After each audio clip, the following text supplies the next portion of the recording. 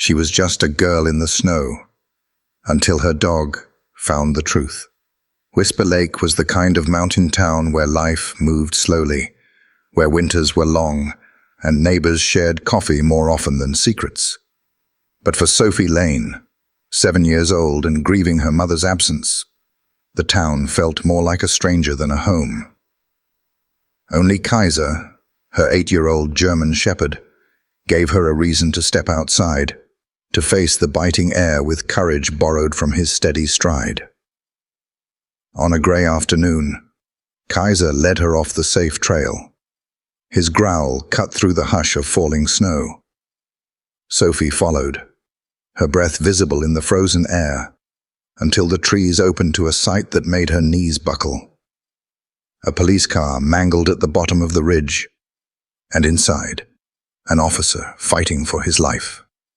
She was just a child, and yet, in that moment, she was standing at the edge of a story that would test courage, loyalty, and love in ways she could never have imagined.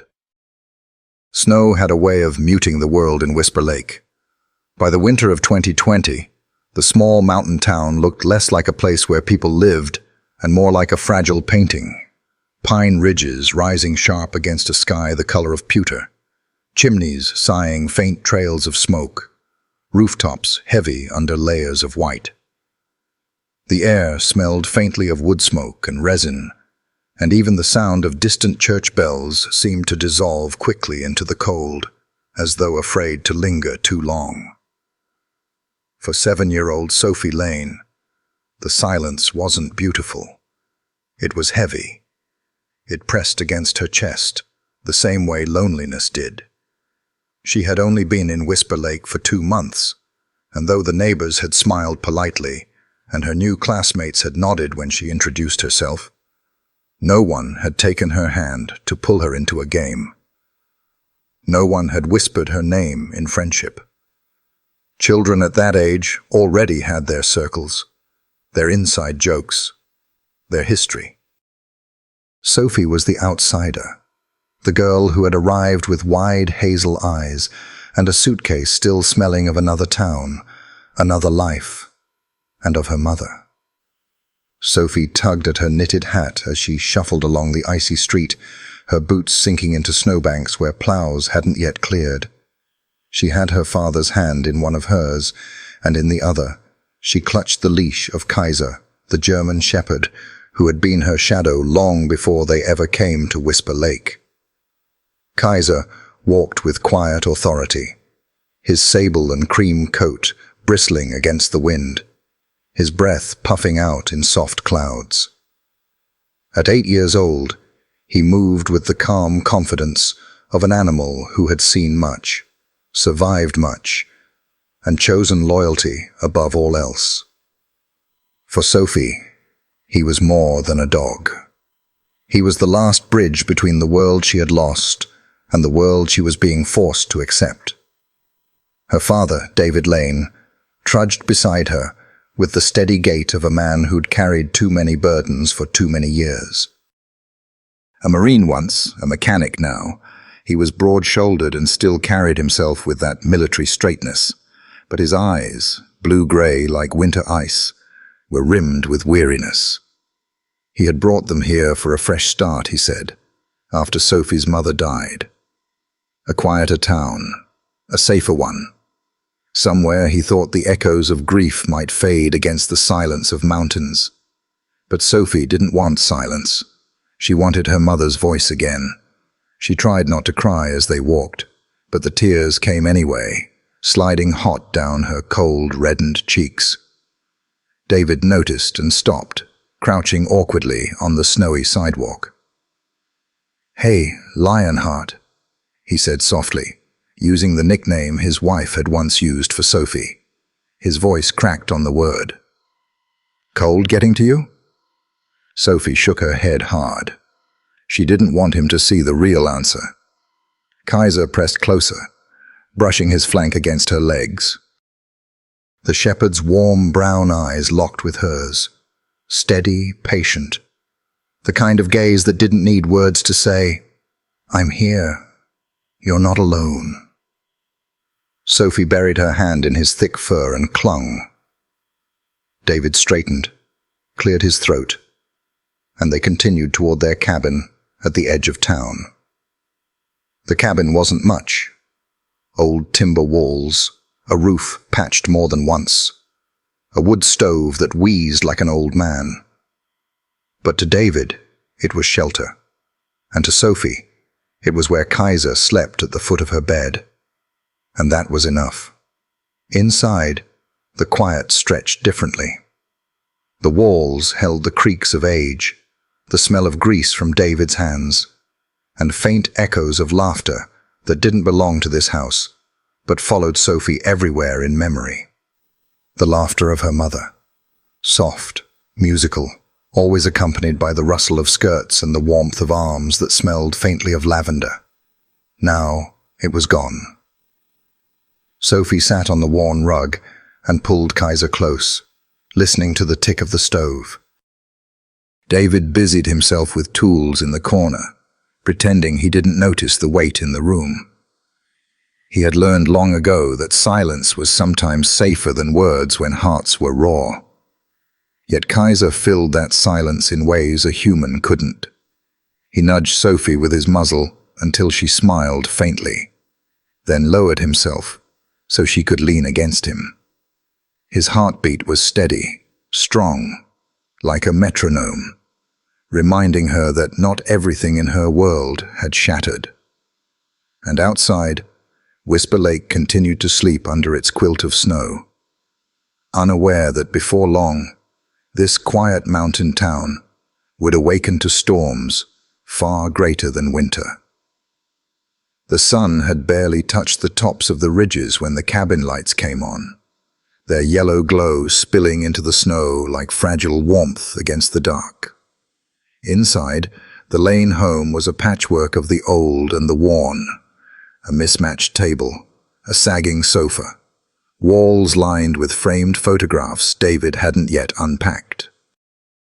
The kind of place that carried the weight of transition, not yet settled, not quite home.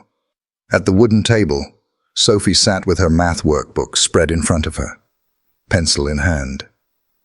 The numbers swam together on the page, crooked rows of problems that refused to add up. She chewed at her lower lip until it turned red, fighting back the sting of frustration. It wasn't just the numbers. It was everything. The new school, the whispers in the hallways, the way kids formed circles she couldn't step into.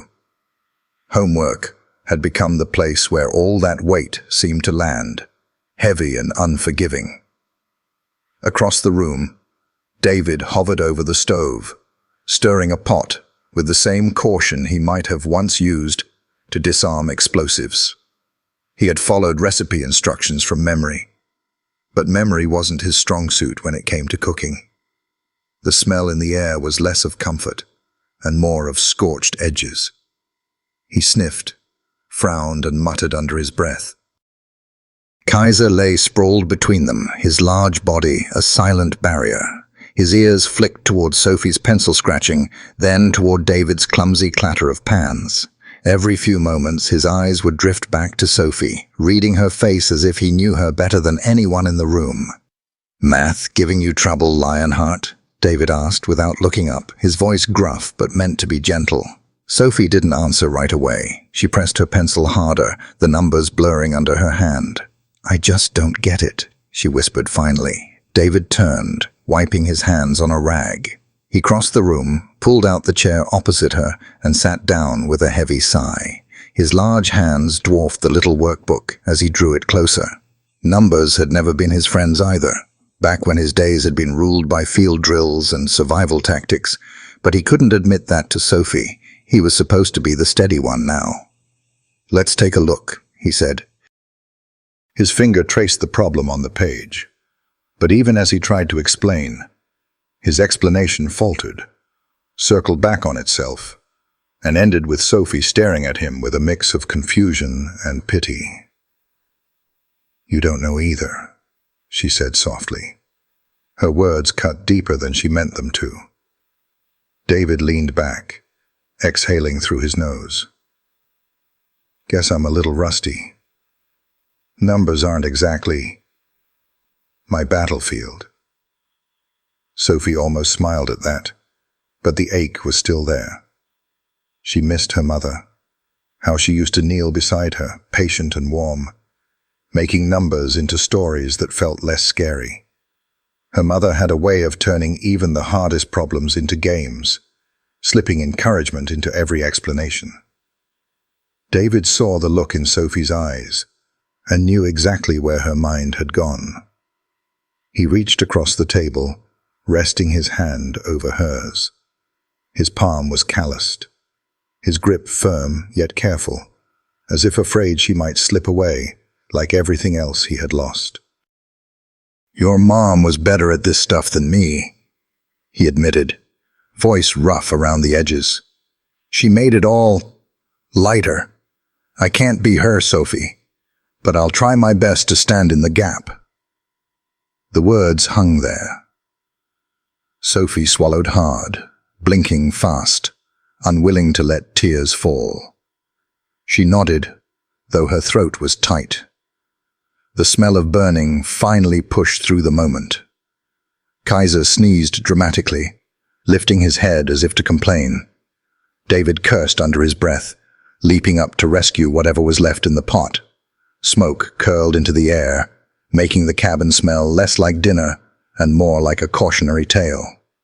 Sophie giggled despite herself, covering her mouth with her hand. It was small, fleeting, but it was real. David glanced back, caught the sound, and felt his chest loosen for the first time all evening. He fanned the smoke with a dish towel. "Well, guess it's grilled cheese night instead. Can't burn bread too badly, right?" Kaiser padded over to Sophie, pressing his head against her knee. She stroked the rough fur between his ears, leaning into his steady presence. His quiet companionship filled the gap. Words couldn't. It always did. Later, after they'd eaten the unevenly toasted sandwiches and Sophie had put her books away, the three of them gathered near the wood stove. Sophie curled up on the rug, her head resting against Kaiser's side, while David sat in the armchair, staring at the flames. The fire popped softly, and shadows danced across the cabin walls. Sophie broke the silence. "Do you think Mom would have liked it here?" David hesitated. He looked at the window, where the snow pressed against the glass in restless waves. "She would have loved the mountains," he said finally, his voice low. "She always wanted quiet, peace, but she would have missed the city lights too." He paused, his gaze softening. "She would have loved watching you play in the snow, though, that's for sure." Sophie smiled faintly, burying her face into Kaiser's fur. "I wish she was here." David's throat tightened. "Me too, Lionheart." His hand gripped the arm of the chair, knuckles white, the soldier in him fighting the father's ache. Kaiser let out a soft sigh, shifting closer to Sophie, his body radiating warmth into her small frame. His eyes closed halfway, but his ears remained alert, as if guarding not just the room, but the fragile threads of connection within it. For a long time they stayed like that, father, daughter, and dog. The silence wasn't gone, but it was different now. Less of a weight, more of a blanket. And though grief still lingered in every corner of the cabin, there was also something else, fragile but growing, a beginning. The next afternoon, the snow had eased into a hush, blanketing Whisper Lake in a stillness so deep it seemed the whole world was holding its breath. The sky hung pale and soft, streaked with drifting clouds that glowed faintly in the weak sun. The forest beyond the lane cabin stretched tall and solemn, pines leaning under the weight of white, branches groaning quietly like tired old men. Sophie tugged on her mittens, her breath puffing into the air as she opened the cabin door. Kaiser bounded past her, his paws sinking into the powder, nose instantly to the wind. His sable coat gleamed against the snow, and his body, though aged by scars, moved with the vigor of a creature born for this kind of world. "Wait for me," Sophie called, her small boots crunching as she followed. Her voice carried only a short way before the trees swallowed it whole. Out here, sound didn't travel. It sank into the thick silence of the woods. They stepped off the narrow trail and into the hush of the forest. Snowflakes clung to Sophie's lashes, and her hazel eyes widened as she took in the vastness. Every branch seemed etched in silver, every shadow alive with mystery. The air was sharp and clean, biting at her lungs with each breath. She tilted her head back, watching how the pines swayed slowly, as if whispering secrets to one another. To Sophie, it felt like stepping into a storybook. Yet beneath the beauty, there was a strangeness too, a sense that the forest was not only alive, but watching. She pressed closer to Kaiser, and he glanced back at her with a steady, reassuring gaze. They walked in rhythm, her small strides and his purposeful gait. Sophie's mind wandered the way children's minds do. Thoughts of her mother, of the schoolyard where no one had called her name, of the math problem she still hadn't solved. But here, in the stillness of the forest, those thoughts seemed distant, softened by the crunch of snow beneath her boots and the warmth of Kaiser at her side. She knelt once to scoop a handful of snow, packing it clumsily into a ball. "What do you think, Kaiser? Good snowball?" she asked, tossing it gently. The shepherd leapt forward, snapping at the white puff as it scattered into crystals. Sophie giggled, the sound bright in the cold air. For a moment she felt lighter. But Kaiser's playfulness didn't last. His ears pricked sharply, and his body stiffened.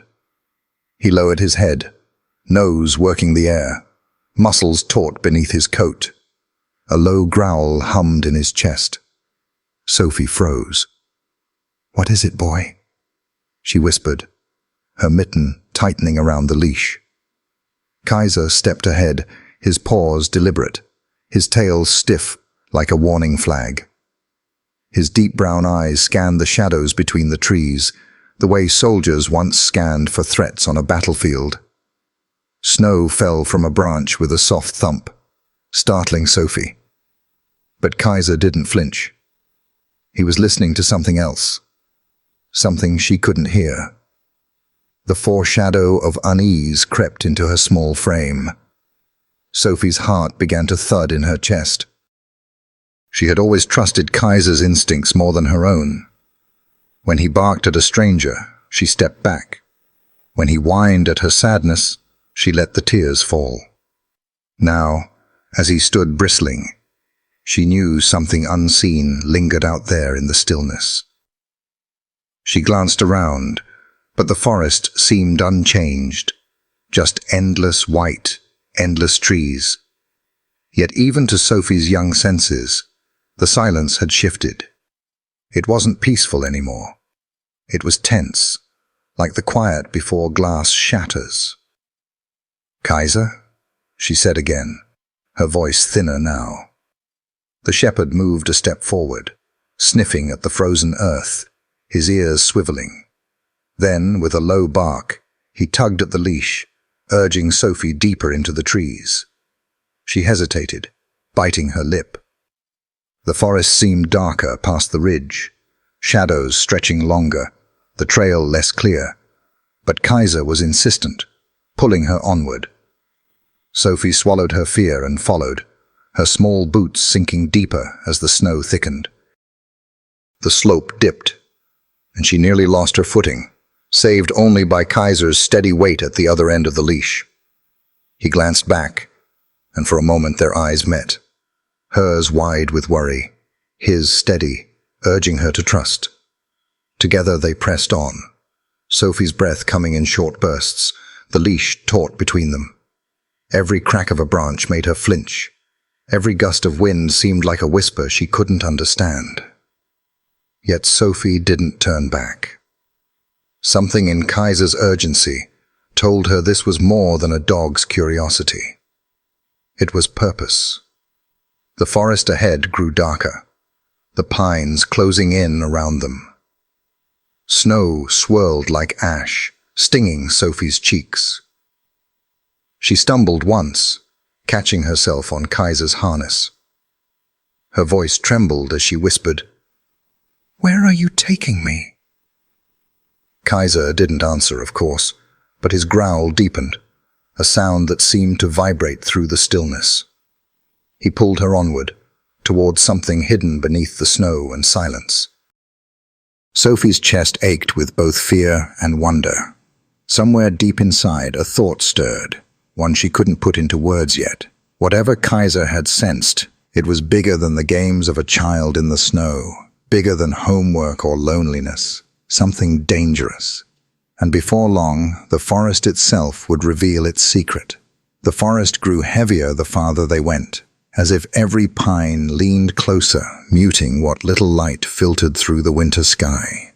Sophie's boots dragged through snow that rose past her ankles, her breath coming in clouds, her cheeks flushed red against the cold. Still, Kaiser pulled her forward with unrelenting strength, his body a line of muscle and instinct.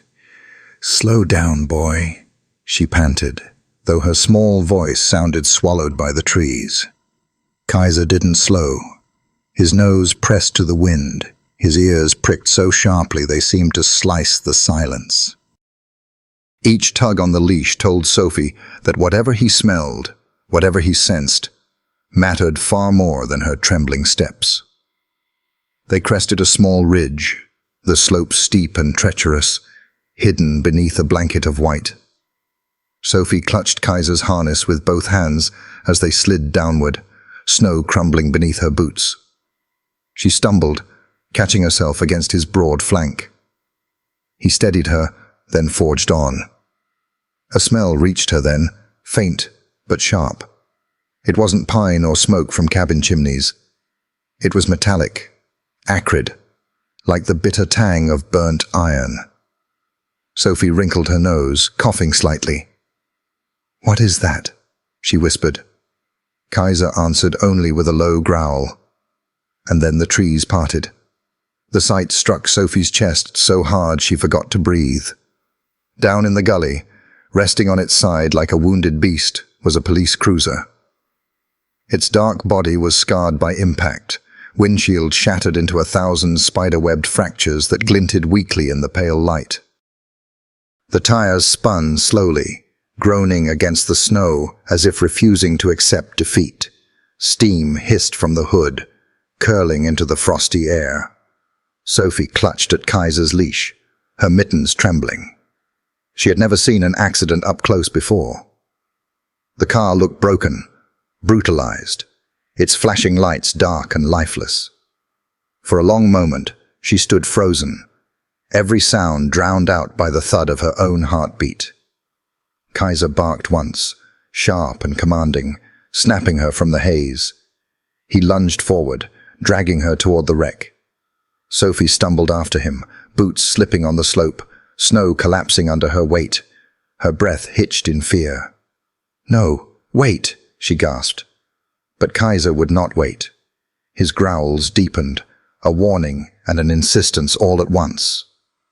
At the base of the slope, Sophie's knees struck the snow hard. Pain shot through her, but it was forgotten the moment she lifted her gaze into the broken window of the cruiser. There, slumped against the steering wheel, was a man. His uniform was torn and dusted with glass. Blood streaked from his hairline, running in a thin red line down his temple and into the collar of his shirt. His head lolled to one side, jaw slack. For a terrible second, Sophie thought he was already gone. But then she saw it.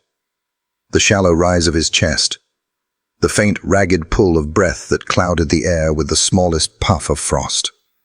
Sophie's lips parted in a gasp. "He's alive!" Her knees wobbled as she crawled closer, peering through the broken glass.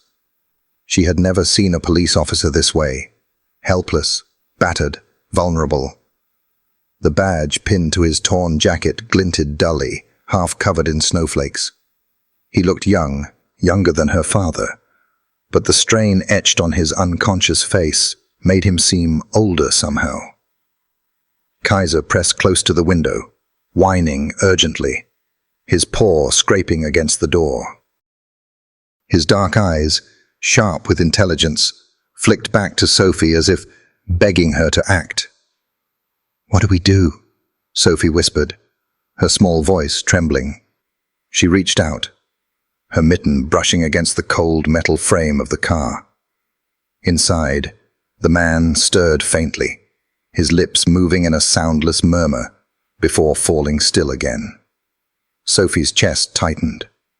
He was hurt, badly. Alone in the woods, there was no one else but her and Kaiser. Fear clawed at her ribs. She wanted to run, to sprint back to the cabin, to bury herself in the safety of her father's arms. But something stronger, something her mother had always spoken of, anchored her to the spot. Compassion is bravery, even when you're scared, her mother's voice seemed to whisper. Tears stung Sophie's eyes. She pressed a hand against the window, close to the officer's shoulder, her breath fogging the glass. "You're not alone," she whispered. "We found you. You just hold on." Kaiser whined louder, pawing again, his entire body vibrating with urgency. Sophie looked at him, nodding quickly, as if the two of them could truly understand each other. "Go get Daddy," she whispered. Her mitten fumbled with the leash clip, unhooking it with trembling fingers. "Go, Kaiser. Please, bring him here." The shepherd bolted the moment the leash slipped free. Snow sprayed beneath his paws as he tore back up the slope, his barks echoing through the trees like a beacon. Sophie stayed behind, her small frame dwarfed by the wreckage and the weight of responsibility. The wind picked up, rattling the pines. The hiss of the broken engine filled the silence. Sophie wrapped her arms around herself, shivering, and glanced back at the unconscious officer. His breaths came shallow, uneven, each one a fragile tether. "Daddy will come," she whispered to him, though her voice cracked. "Kaiser will bring him. Just please don't stop breathing." The snow thickened, spiraling around her like white curtains, erasing the edges of the forest. Sophie pressed closer to the cruiser, afraid to step away, afraid that if she did, the officer's fragile breaths might vanish into the storm. And in that frozen ravine, with only the hiss of steam and the echo of Kaiser's fading barks in the distance, Sophie Lane realized that nothing about her quiet life in Whisper Lake would ever be the same again. The snow seemed to fall harder now, thick flakes spinning through the air, settling on Sophie's shoulders, clinging to her hair and lashes until her vision blurred. She rubbed her mitten across her face, but it did little good. Her chest heaved in quick, shallow breaths. She was only 7 years old, standing beside a wrecked police car in the middle of the forest, and she had never felt so small. Inside the cruiser, the man barely moved. His breaths came uneven, ragged, as if each one fought its way past pain and exhaustion. His lips were pale, his forehead slick with frozen sweat and blood. Sophie could hardly bear to look, but she couldn't turn away either. Something about the sight of him, broken, alone, left to die in the snow, rooted her to the spot. Her heart told her to run, to follow Kaiser's paw prints back through the woods, to let her father handle everything. He was strong. He knew what to do. She was just a little girl, and this was far too much. The thought of stumbling back through the blizzard alone made her stomach twist with fear. but her feet wouldn't move. They were frozen to the ground, not just from the cold, but from something deeper. Her mother's voice echoed faintly in her memory, from nights when Sophie had been too afraid to sleep. Courage isn't the absence of fear, sweetheart. It's doing the right thing even when you're trembling. Sophie's mittened hand pressed against the glass again. Her lips quivered as she leaned close. "You're going to be okay," she whispered, though her voice cracked and faltered. She wasn't sure if she was trying to comfort him or herself. Her hazel eyes filled with tears, blurring the battered form of the officer. "My daddy's coming," she said quickly, as if saying it out loud would make it true. "Kaiser went to get him. You just have to hang on. Please." Her breath fogged the window, making a faint halo around her words. She wiped it away with her sleeve, unwilling to let the barrier blur him from her sight. The thought that he might stop breathing while she wasn't looking filled her with dread. The man stirred faintly, a low groan escaping his throat. His head shifted against the steering wheel, but his eyes didn't open. Sophie gasped softly. For the first time, he didn't seem like just a broken figure. He seemed alive, fighting in some silent battle she couldn't see. She pressed her hand tighter to the glass. "You're strong," she whispered desperately. "Don't stop. Please don't stop." The forest answered only with silence. No birds, no crack of branches, only the faint hiss of the engine cooling, and Sophie's heart pounding like a drum inside her ribs. Her teeth began to chatter. She hugged her arms to her chest, knees knocking together, but she refused to move away from the wreck. Every instinct screamed to run for warmth, for safety. But something tethered her here. That tether was Kaiser. She could still hear him, faintly, his barks carrying through the woods as he tore toward town. The sound grew softer with each passing second, until only silence remained. But Sophie could feel him even now, his urgency, his determination, and she knew he hadn't left her alone. A low whimper startled her. She looked down to see Kaiser's leash abandoned in the snow, the clip still swinging faintly as if touched by an invisible hand. She bent down, clutching it in her mitten. For a moment, the weight of the leash against her palm steadied her. It was proof that Kaiser hadn't abandoned her. He was doing what she couldn't. Sophie drew a shaky breath. "He's coming back," she told the unconscious officer, her voice firmer this time. "He never lets me down. And my dad won't either." The man didn't answer, of course. His chest still rose and fell shallowly, his face pale as ash. But Sophie leaned closer, her forehead pressing lightly against the cold window. She stayed there, whispering fragments of comfort, words she barely believed, but refused to stop saying. "You're not alone," she murmured. "I'll stay. I promise. I won't leave you."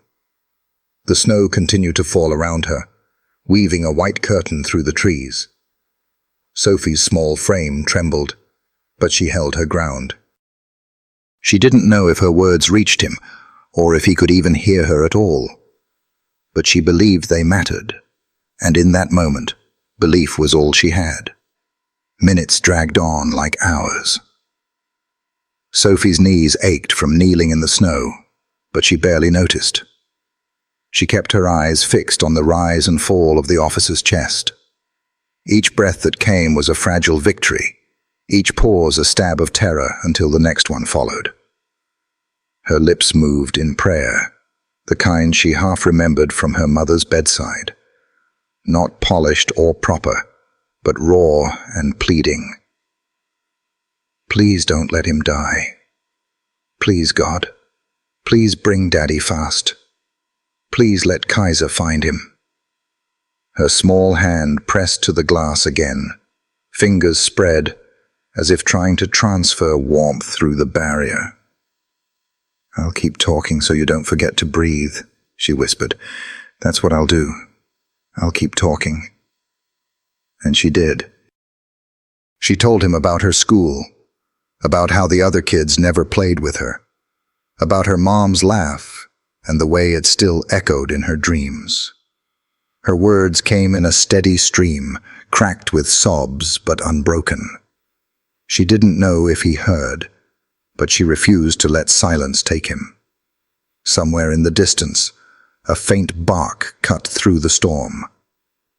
Sophie's head snapped up, tears freezing on her lashes. Her heart leapt. Kaiser was coming back. Relief washed over her in a rush so strong it nearly knocked her to the ground. She pressed her hand once more to the glass. "See? I told you," she whispered to the man inside. "You're not gonna die. Not tonight." The forest seemed to lean closer, listening. Snow fell, relentless and unending, but inside Sophie's small chest, a flicker of courage burned stubbornly against the cold. Kaiser's paws hammered the snow, each stride a thunderclap against the frozen earth. The leash Sophie had unclipped still dragged behind him, snapping against his hind legs, but he didn't slow. His breath poured from him in white clouds, chest rising and falling like bellows. The forest blurred past, black pines, white drifts, the shadows of dusk gathering fast. He didn't think. He didn't hesitate. Instinct, honed from years of survival and silent memory, drove him forward. Sophie had trusted him. The man in the wreck needed him. And somewhere in the warmth of a small wooden cabin, the only other human Kaiser trusted was waiting. The snowstorm deepened as he broke through the tree line. Wind howled down the narrow road, tearing at rooftops and rattling shutters. The town of Whisper Lake, quiet even on its busiest days, now looked abandoned under the siege of winter. Storefronts huddled behind snowbanks, their signs buried, their windows dark. Only the crunch of Kaiser's paws disturbed the silence, a trail of urgency cutting straight through the storm. People peered from behind curtains as he passed, their shadows flickering against dim lamplight. A stray dog on the streets wasn't unusual, but Kaiser wasn't wandering. His entire body screamed of purpose, ears pinned, eyes sharp, tail rigid like a signal flag. Anyone who saw him that night would remember the look, a creature not searching for scraps, but carrying a message.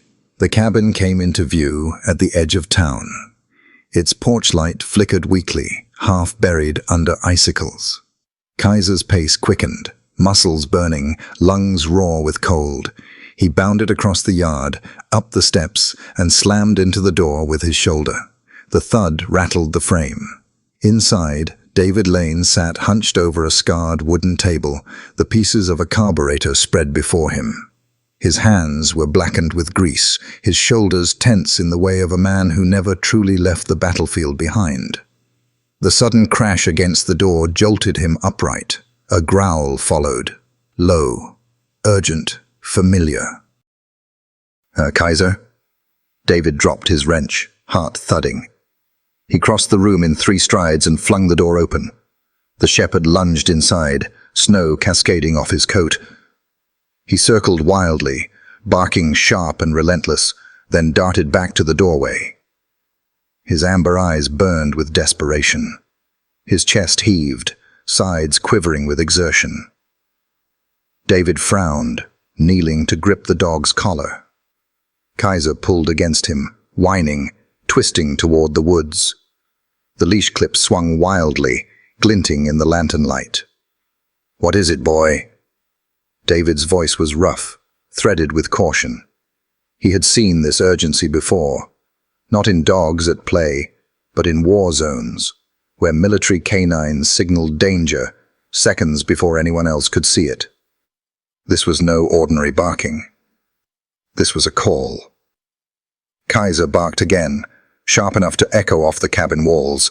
He planted his paws, tail lashing, and strained toward the darkness outside. His whole body was taut, trembling, not from fear, but from insistence.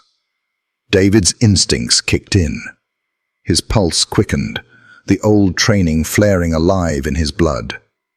He remembered desert nights when dogs had pulled soldiers toward buried IEDs or dragged them back from ambushes.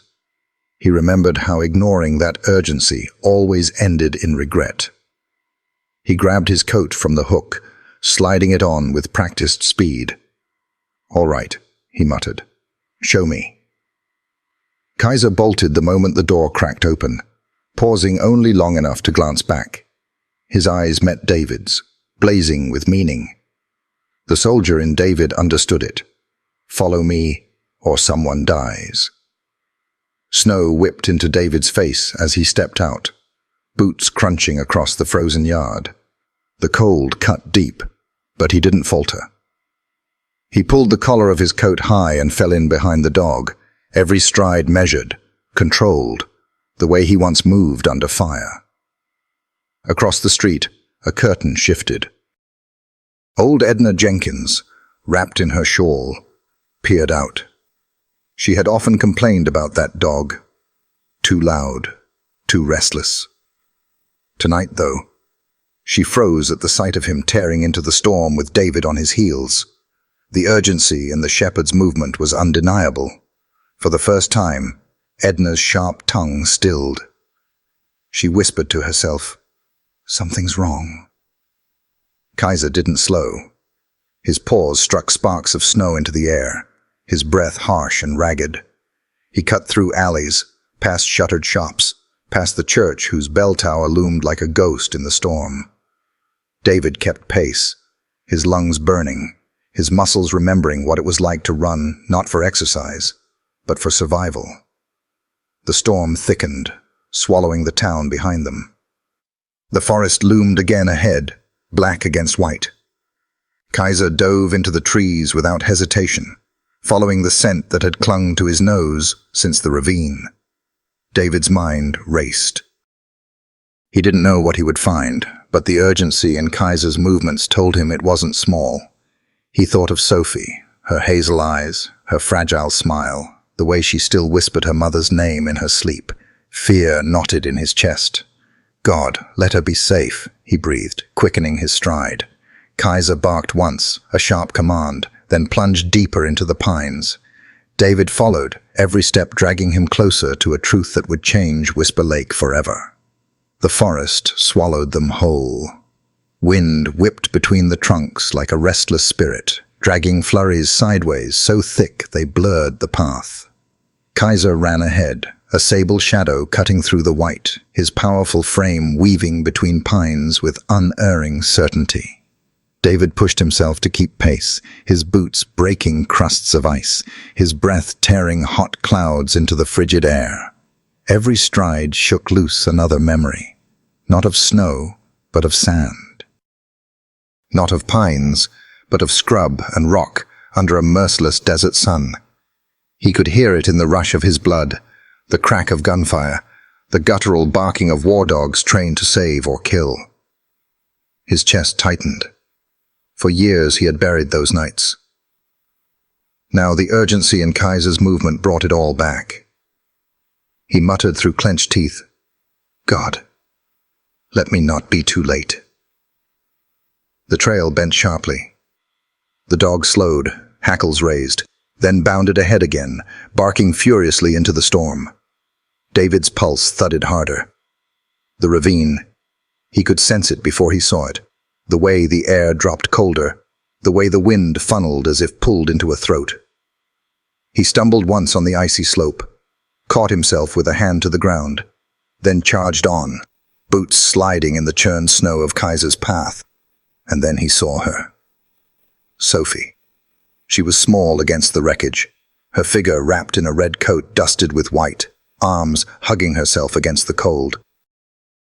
The overturned police cruiser loomed behind her in the gully, its cracked windshield glazed with frost, steam still whispering from its crumpled hood.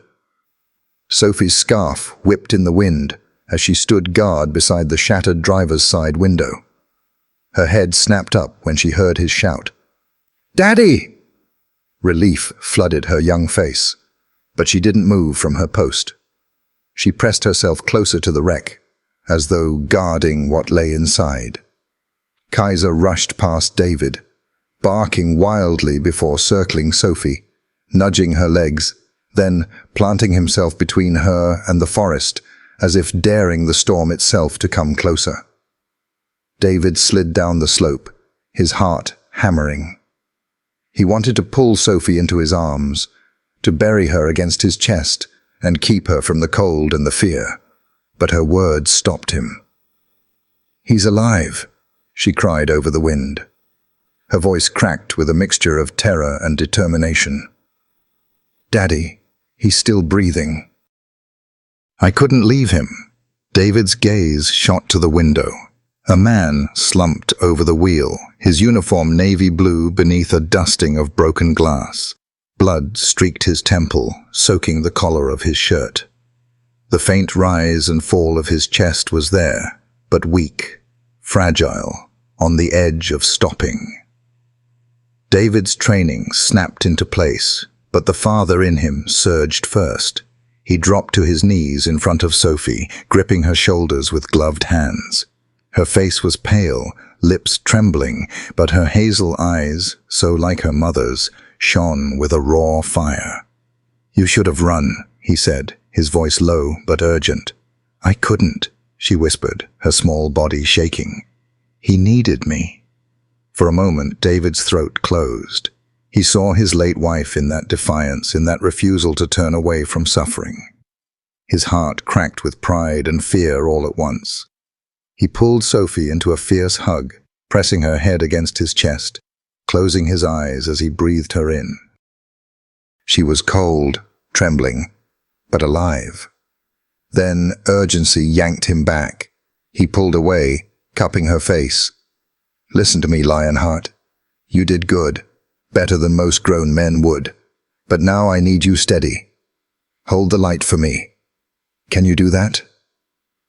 Sophie nodded quickly, wiping at her eyes with the back of her mitten. Kaiser pressed his weight against her leg, grounding her. David turned to the wreck. He scanned it in seconds, frame crushed, glass shattered, steam clouding the air. He leaned through the broken window, fingers to the officer's neck. A pulse, faint, but there. "Hang on, son," he muttered, the old Marine voice in him surfacing. "We've got you." Behind him, Sophie fumbled with the flashlight she carried, her small hands trembling but determined. The beam wavered, then steadied, casting pale light over Ethan's face. The officer's lips parted in a ragged breath, though his eyes stayed closed. David studied the angles. Extraction wouldn't be easy. The roof was crushed, the door jammed. Snow fell harder, sticking to his shoulders, hissing against the hot engine. Every second was a second closer to death for the man inside. He looked back at Sophie, her face pale but resolute in the flashlight's glow. Kaiser stood pressed against her, ears forward, eyes scanning the darkness. The dog growled softly, the sound vibrating like a warning. David felt it too. The forest seemed to watch them, silent, waiting. He shoved the thought aside. First, the man. First, survival. He set his jaw, braced himself, and prepared to rip the cruiser open. The cruiser groaned under the weight of snow piling against its frame. Every crack of shifting metal, a reminder that time was bleeding away. Steam hissed from the mangled hood, rising in ghostly coils into the night air.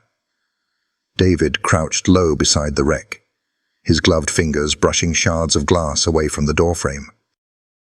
His marine instincts had already calculated the angles, the weight distribution, the fastest way to pull a broken body from a twisted coffin. "Steady hands, Sophie," he murmured, glancing back. The flashlight trembled in his daughter's mittened grip, its beam wavering across the officer's bloodied face. But her chin was lifted, her teeth clenched against the cold and fear. "I've got it, Daddy," she whispered, voice small but steady. David's chest tightened. That was his little girl, frightened but refusing to give in.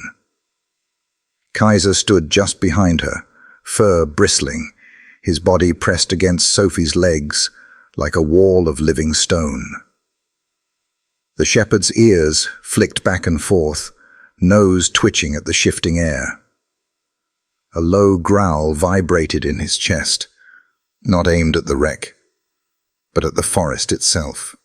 Something unseen had unsettled him, and David knew better than to dismiss it.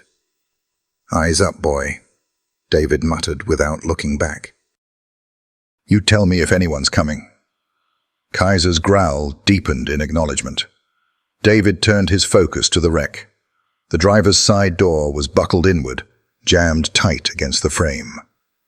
He braced his boots in the snow, hooked his fingers beneath the bent metal and pulled. The steel shrieked in protest, vibrating through his arms. His muscles strained, old scars burning with effort, but the door barely budged. "Come on," he hissed through clenched teeth. He shifted his stance, planting one boot against the rocker panel, and wrenched again with a guttural sound that echoed off the ravine walls. With a metallic snap, the frame gave an inch, then another. Inside, the officer stirred faintly, a low groan slipping past cracked lips. Sophie gasped. "Daddy, he's moving!" "Keep the light steady," David said, forcing his voice calm. "Don't let me lose his face." The flashlight beam steadied, cutting across the man's features.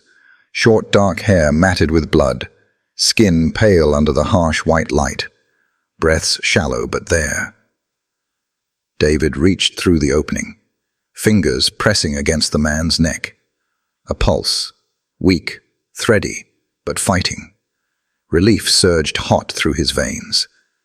"He's alive," David muttered, more to himself than anyone else. "But not for long if we don't move." He tugged the door wider with a grunt, glass raining down like ice. Sophie flinched at the sound but didn't drop the beam. Kaiser barked once, sharp, a warning into the storm. The trees groaned in the wind, snow avalanching from their branches, but nothing emerged from the shadows. Still, the shepherd stayed tense, eyes locked on the darkness. David worked fast. He slipped his hands beneath the officer's shoulders, testing the weight, the give of the body. He had to move him, but carefully. A head wound, likely a concussion. Breathing shallow, maybe fractured ribs. He couldn't risk spinal damage.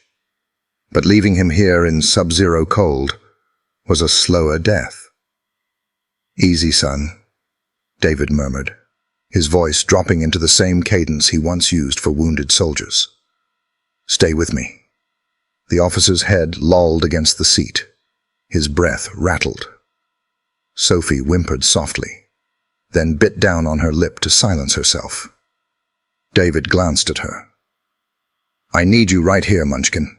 Keep that light where I can see his chest rise and fall. Don't let me lose it." "I won't," she said fiercely, the tremor in her voice swallowed by determination. He nodded once, then slipped his arms deeper into the wreck.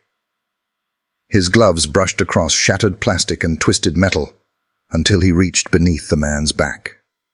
The weight was dead, unresponsive, but David braced himself. His muscles coiled. With a controlled heave, he lifted. The man shifted an inch, then caught against the collapsed dashboard. David cursed under his breath, repositioned, and tried again. Snow swirled harder, searing his lungs with every inhale, but he didn't stop. He angled the officer's body, twisted just enough, and finally, the man came free of the wreck. "Got him," David grunted, hauling the limp form against his chest. Glass cracked beneath his boots as he stepped back. The flashlight beam wavered wildly before Sophie steadied it again, her teeth digging into her lower lip. The officer groaned, eyelids fluttering. His voice was a rasp, barely audible. "Cold. I know," David murmured, tightening his grip. "But you're not dying out here tonight." Kaiser barked again, spinning toward the slope. His growl rose to a snarl, eyes fixed on the ridge above them. David's gut clenched. Someone had tampered with the brakes. Accidents didn't just happen out here. Were they being watched even now? He scanned the tree line quickly, his breath ragged. Nothing but shadows shifting in the snow. Still, the dog's instincts were rarely wrong. "Time to go," David snapped. Sophie stumbled after him, the flashlight bobbing, her boots slipping in the churned snow. But she didn't complain, didn't beg to be carried. She stayed close, her small figure shadowed by Kaiser's broad body. The shepherd kept half an eye on her, half on the forest. His growls a constant reminder that danger was near, whether visible or not. Step by grinding step, they climbed the slope. The officer's weight bore down heavy on David's arms, muscles burning, old injuries flaring, but he refused to falter. Each labored breath was a promise. He would not let this man die, not in front of Sophie, not when they had already lost too much. Snow lashed at their faces, the storm closing in. But higher ground came closer with every stride. At the top of the ravine, David shifted his burden just long enough to look at Sophie. "Good girl," he said hoarsely. "Keep that light steady. We're almost there." Her cheeks were streaked with tears that froze on contact, but her chin lifted stubbornly. "I'm not afraid," she whispered. David's throat tightened. She was, but she was also braver than most adults he'd known in combat. Behind them, Kaiser's bark split the storm once more. The forest remained silent, but the unease lingered, thick as the snow pressing down on them. David adjusted his grip on the officer and pushed on, teeth clenched, heart hammering. Survival wasn't guaranteed, but in that moment, with his daughter's light guiding the way, and Kaiser holding the darkness at bay, he believed they might just make it out. David's arms burned as he heaved the injured officer up the last stretch of slope. Snow clung to his lashes, his breath ragged, but he didn't stop until he reached the truck parked at the road's shoulder. The old Chevy, paint dulled by years of weather, stood like a weary sentinel against the storm. He yanked the door open with his boot, leaned into the cab, and carefully lowered the man onto the passenger seat. The officer slumped sideways, head lolling, until David guided it back with one steady hand. Blood had seeped through the bandage David had tied hastily around his temple. Each shallow breath rattled, fragile as spun glass. "Stay with us," David muttered under his breath. "You made it this far. Don't quit now." Behind him, Sophie stumbled up the slope, her scarf whipping wildly, flashlight still in hand. Kaiser pressed close to her side, shouldering against her legs as if guiding each uncertain step. When she reached the truck, David swung the back door open and pulled her inside. "Sit in back, Munchkin," he said, his voice firm but not unkind. "Keep warm. Keep hold of Kaiser." Sophie obeyed without protest, climbing in and sliding across the cracked vinyl seat. The shepherd leapt up beside her, his heavy body settling protectively between her and the unconscious man. His muzzle lowered to rest on the officer's thigh, amber eyes flicking constantly between David and the window, watchful. David slammed his door shut and twisted the ignition. The engine coughed, sputtered, then roared to life in a grumble that felt older than he was. The headlights cut two narrow tunnels through the white curtain outside, but the storm swallowed most of the world beyond. He gripped the wheel hard enough for his knuckles to pale. "All right," he breathed. 12 miles. That's all we need." The truck lurched forward, tires spinning on the glassy road before catching. Snow whirled thick, erasing landmarks within seconds. The pines bent under the wind, branches snapping with sharp reports that made Sophie flinch in the back seat. David forced the truck steady, jaw clenched.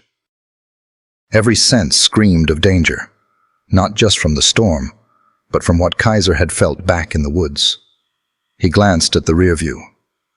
Sophie sat huddled against the shepherd, her small hands fisted in his thick fur. Her lips moved silently, whispering words David couldn't hear. Prayers, he realized. She was praying. Something twisted in his chest. She hadn't prayed aloud since her mother's funeral. The truck fishtailed suddenly as they hit a patch of black ice. David fought the wheel, arms straining, boots pressing hard on the floorboard. The old Chevy swung sideways, headlights slicing across the dark drop of the ravine before he wrestled it straight again. Sophie gasped, clutching Kaiser tighter. The shepherd pressed back, solid as stone, a living anchor. "You all right back there?" David called, not daring to take his eyes off the road. "Yes," Sophie whispered. Her voice cracked, but she added, "We'll make it, Daddy." "We have to." Her faith struck deeper than any order he'd ever taken. He swallowed hard, eyes burning, and pushed the accelerator just enough to keep them moving. The road curved. A fallen branch, thick with ice, blocked half the lane.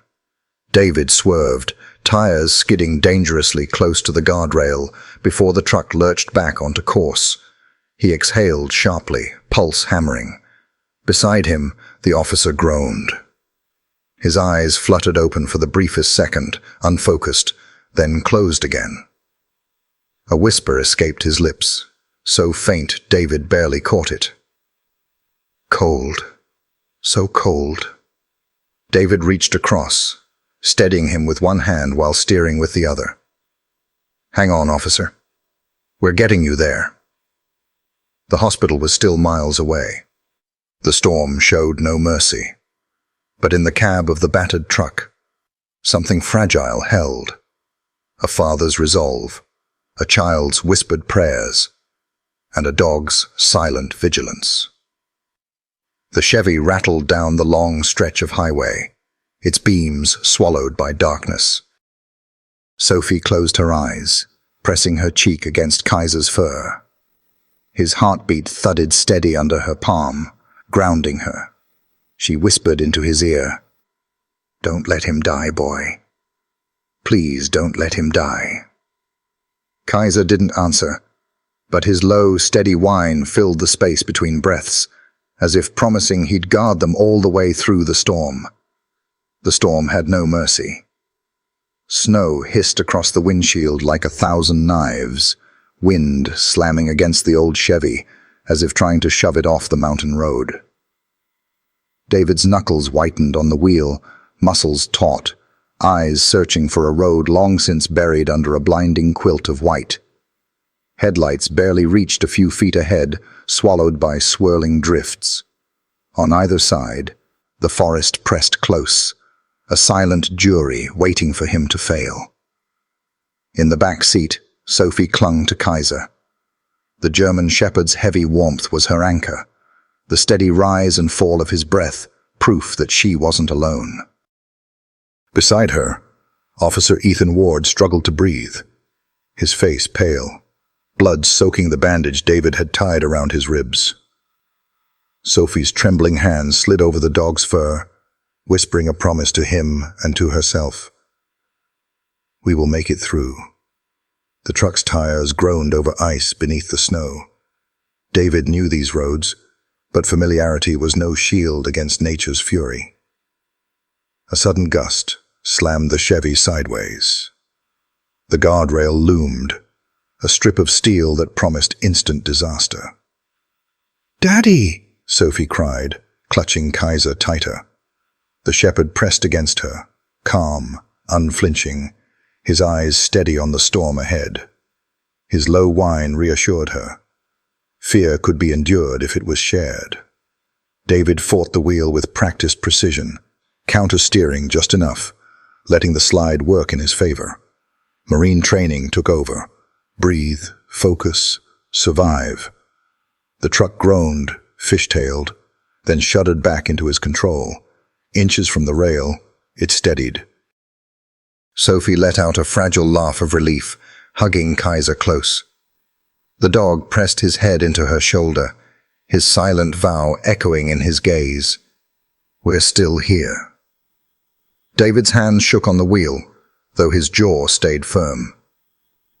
"Hold on," he muttered, half to himself, half a prayer. Branches crashed onto the road ahead, forcing another swerve. Each near miss carved a notch in Sophie's chest, but Kaiser nudged her back into the seat every time, his certainty stronger than words. The truck's dance between chaos and control stretched on until Sophie realized something. Kaiser wasn't just her protector. In the storm, he had become her courage made flesh. David's voice cut through the wind. "Almost there, Munchkin. Keep your head down." Sophie buried her face in the shepherd's fur, his low growl vibrating through her chest like a heartbeat steadier than her own. Then Kaiser's head snapped up. His ears pricked, a growl rumbling deep. He barked once, sharp, commanding. David reacted instantly, easing the brakes, skidding onto the icy shoulder. "What is it, boy?"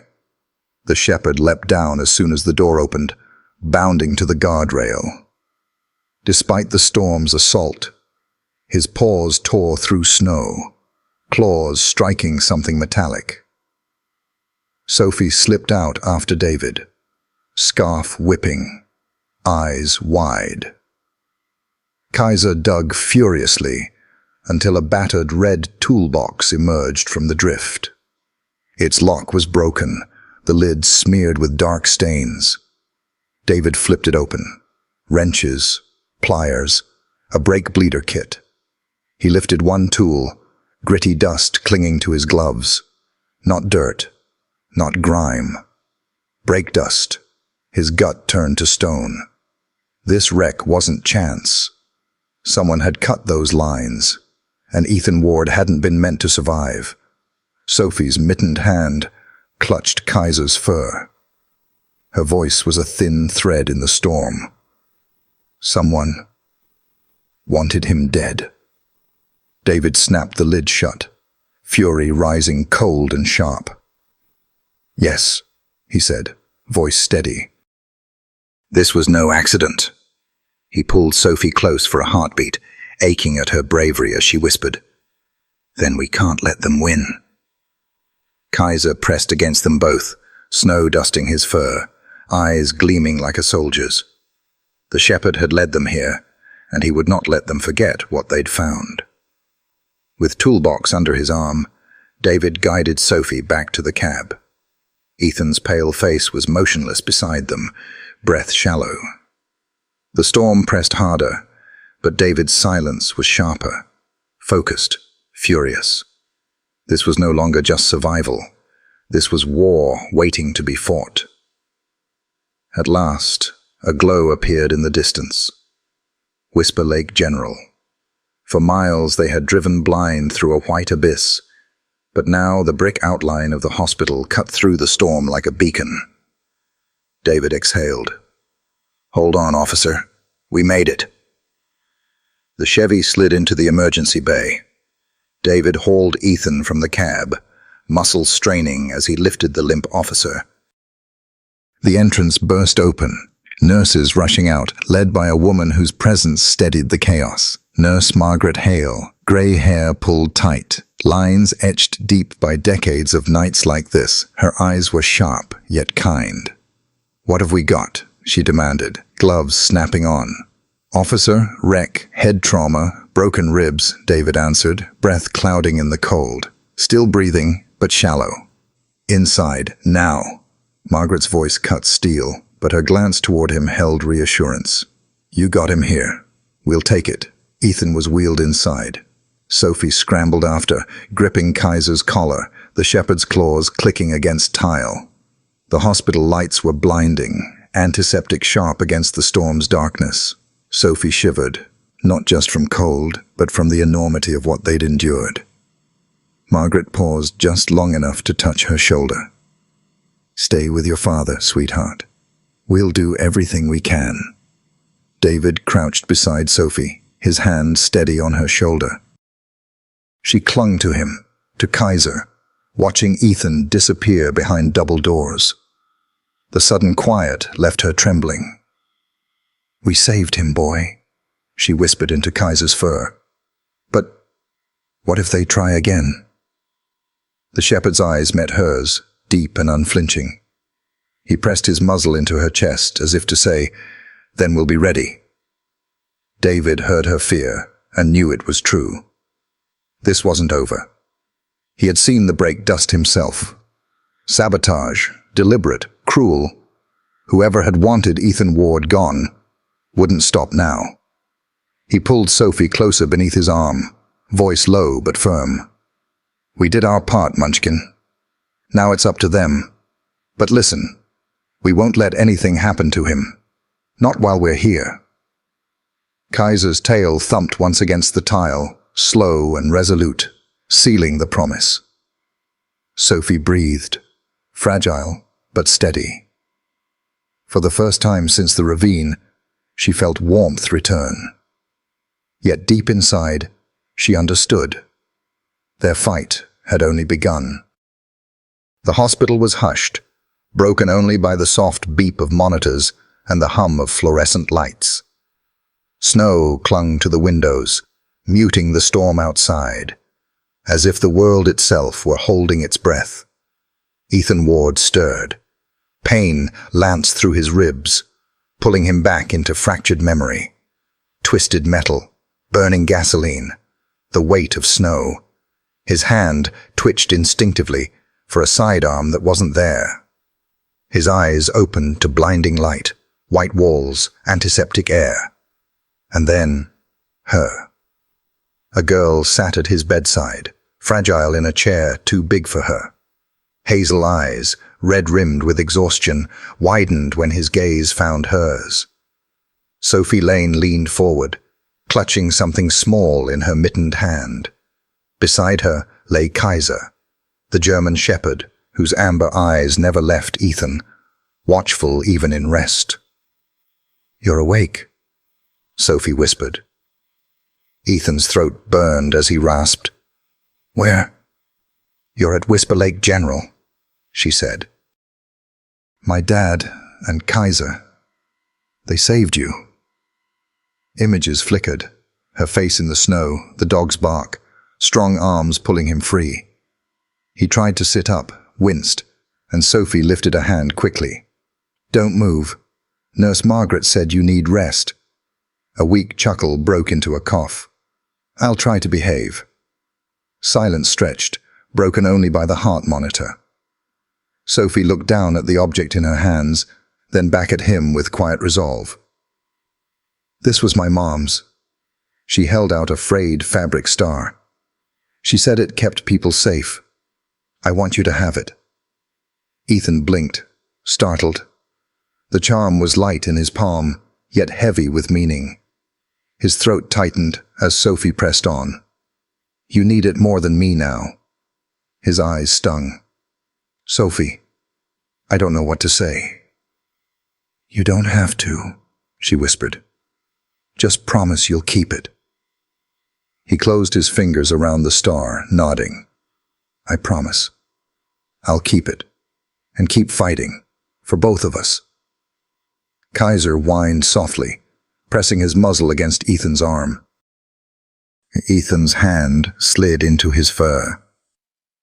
Guess I owe you too, he murmured. The shepherd's gaze held steady, a vow unspoken. Sophie smiled faintly, eyes shimmering. See, boy, he's going to be okay. For the first time since the crash, Ethan felt tethered again to a child's faith, a dog's loyalty, the possibility of miracles. Later, the room settled into heavy quiet. David Lane stood by the window, broad shoulders, rigid. Sophie sat close to Kaiser, her small hand tangled in his fur. On the table rested the faded star charm, now Ethan's talisman. Ethan cleared his throat, his voice rough but steady. You deserve to know the truth. What happened out there? It wasn't an accident. Sophie stiffened. The crash? Ethan nodded grimly. My brakes were tampered with. They wanted me dead. The words landed like stone. Sophie's hand tightened on Kaiser. David's jaw worked as he said, We found the toolbox. Brake dust, hidden under the snow. Kaiser led us to it. Ethan's eyes sharpened. Then it's confirmed. This was sabotage. But why? Sophie whispered. Because I was digging where I wasn't supposed to. David's voice dropped. Morton. Ethan gave a grim nod. Kyle Morton. Runs Morton Logistics. Parades as this town's savior. Donates to schools, sponsors festivals. But under the surface, he moves contraband through the mountains. Drugs. Weapons. His money oils every door. Sophie shivered. That's terrible. I was close to proving it, Ethan said, pain flashing across his face. Morton must have found out. That crash was supposed to bury me. Kaiser stirred, rising to rest his head on Ethan's lap. His eyes, locked with Ethan's, steady and unyielding. Ethan's hand fell into the thick fur. Guardian angel with paws, he whispered. Sophie leaned close. He's always been my angel. Now he's yours too. David stepped away from the window, his presence filling the room. If you're right, Morton won't stop. He'll cover his tracks and bury anyone in his way. I know, Ethan said. Despite the bandages, his eyes burned with resolve. But I can't back down. Not now. I swore an oath to protect people like Sophie. If I stop, Morton wins. You won't be doing it alone, David said, voice low, certain. I'm a Marine. Morton made this personal the moment he endangered my daughter. His hand settled on Sophie's shoulder, fierce and protective. Sophie's chin lifted, her voice small but firm. We'll help you. All of us. Ethan looked between them, the hardened Marine, the brave child, the loyal dog, and something shifted. For the first time, the fight didn't feel impossible. He pressed the charm against his chest, voice steady. Then Morton's already lost, because he doesn't know what he's up against. The next morning, David set the battered red toolbox on Ethan's table. Its dull metallic thud cut through the room.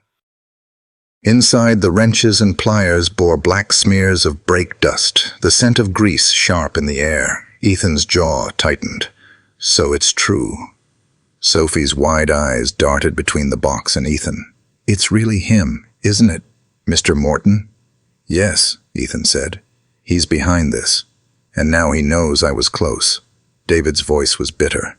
Morton has friends in high places. Judges, councilmen, even the sheriff's office. This toolbox isn't enough to bring him down. Not yet. Ethan's frustration flared. His hand brushed the cold steel. So what? Sit back and let him poison this town? No. He tried to bury me, but I'm still here, and I'll fight. Sophie's voice wavered, but her eyes shone. You won't stop, will you? Ethan softened. No, Sophie, I won't. Kaiser pressed his muzzle onto Ethan's lap, tail thumping once, steady as a drumbeat. David leaned forward, his voice low. "You've seen what Morton does. He'll come after anyone with you. That means Sophie. That means me." Sophie's breath caught, but she lifted her chin. "Then we won't let him win. Right, Daddy?" David saw Anna's strength in her eyes and nodded. "Right. We won't let him win." Ethan's gaze sharpened. "Morton thinks he's untouchable, but men like him always bleed when the truth cuts deep enough. He doesn't get to decide how this ends. We do." Silence followed, not sterile, but charged.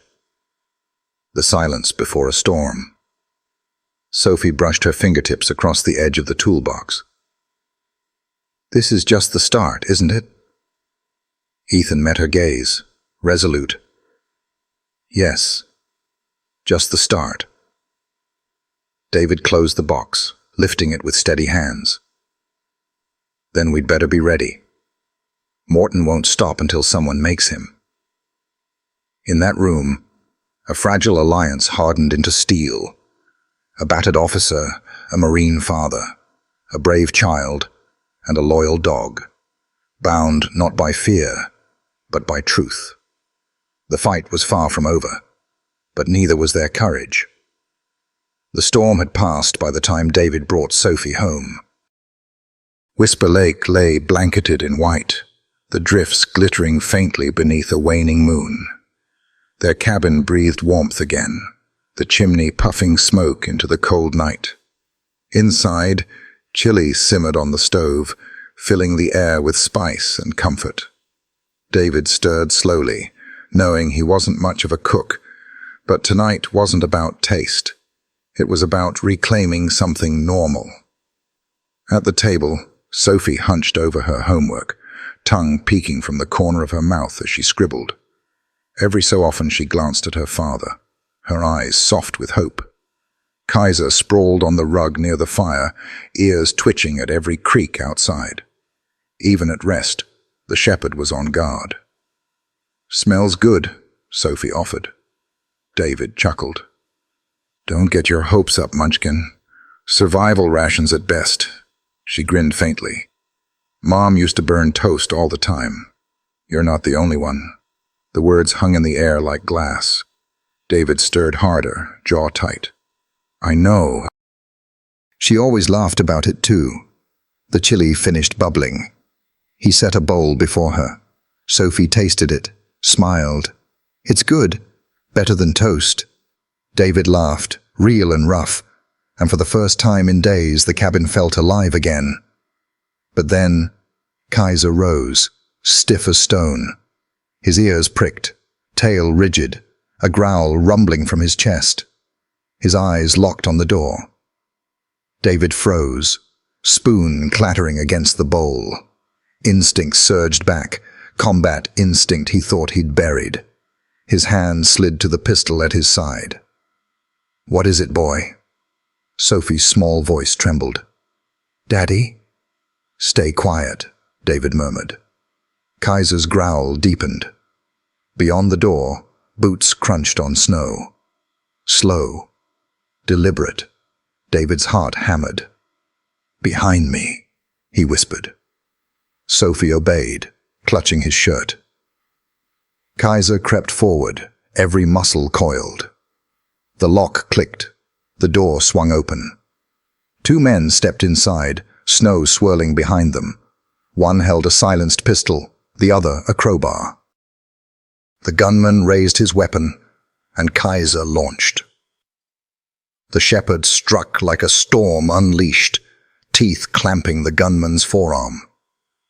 The pistol clattered across the floor as blood sprayed from torn fabric. The man screamed, staggering. David shoved Sophie toward the hearth and fired a warning shot that cracked the wall near the second man. The crowbar swung wildly, scattering Sophie's homework across the floor. "Get down," David barked. Sophie ducked behind Kaiser, clutching his fur. The shepherd snarled, jaws locked tight, refusing to release. Ethan staggered from the bedroom then, pale and bandaged but armed. His voice rang clear. "Drop it!" The thug swung again. Ethan fired. The bullet splintered wood inches from his shoulder. The crowbar hit the floor with a crash. "Hands up!" Ethan roared, his stance steady despite pain. The first man wrenched free of Kaiser, sleeves shredded, blood dripping. He clutched his arm, gasping. David kicked the fallen pistol away, his own gun steady. "On your knees!" The room reeked of gunpowder and blood. Sophie crouched by the fire, arms wrapped around Kaiser, whispering, "It's okay, boy. It's okay." The shepherd stayed rigid, growl vibrating like thunder. The crowbar thug raised trembling hands. We didn't come for the kid. Just the cop." "That's supposed to make it better?" Ethan rasped. His pistol didn't waver. For a heartbeat, time froze. The crackle of the fire, Sophie's muffled sobs, blood dripping onto the floor. Finally, the intruders sank to their knees. Ethan stepped forward, voice cold. "You're going to tell us who sent you, and if you lie." But before he finished, sirens wailed outside, cutting through the mountain silence. Red and blue lights flared across the snow. The thugs flinched. One bolted, shoving a chair into David's line of fire. The crash startled Sophie into a cry. In that heartbeat, the man slipped out the back door. Kaiser lunged, claws scraping the floor, but Sophie clung to him with desperate arms. "No, boy!" she cried. The shepherd snarled at the door but stayed rooted, trembling with restraint. The front door burst open. Deputy Clara Hammond swept inside, braid dusted with snow, eyes sharp as steel. 3 officers fanned in behind her, weapons raised. "Sheriff's office! Hands where we can see them!" The bloodied intruder dropped flat. David stepped back, lowering his pistol but not his guard. Ethan lowered his weapon too, wincing but steady. Clara gestured. "Cuff him. Get an ambulance for that arm." Deputies moved, dragging the man out as he cursed. Clara crossed the room, gaze flicking to Sophie huddled with Kaiser. She crouched, voice gentler. "Good dog. Good protector."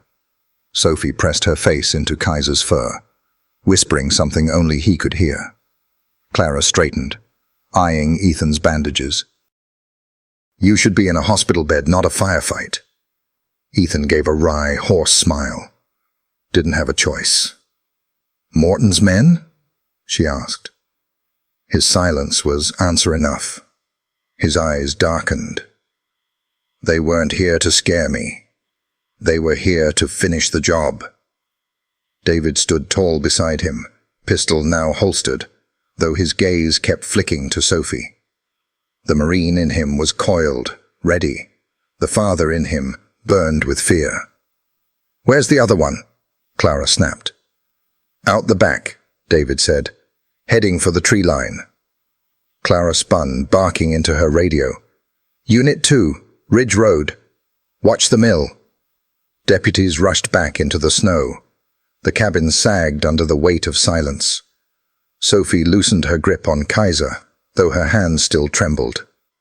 "I wasn't scared," she whispered. "Not when Kaiser was here." David's throat tightened. He brushed her hair gently. "You were brave. Braver than most men I know." Clara's eyes softened, but her voice was grim as she looked to Ethan.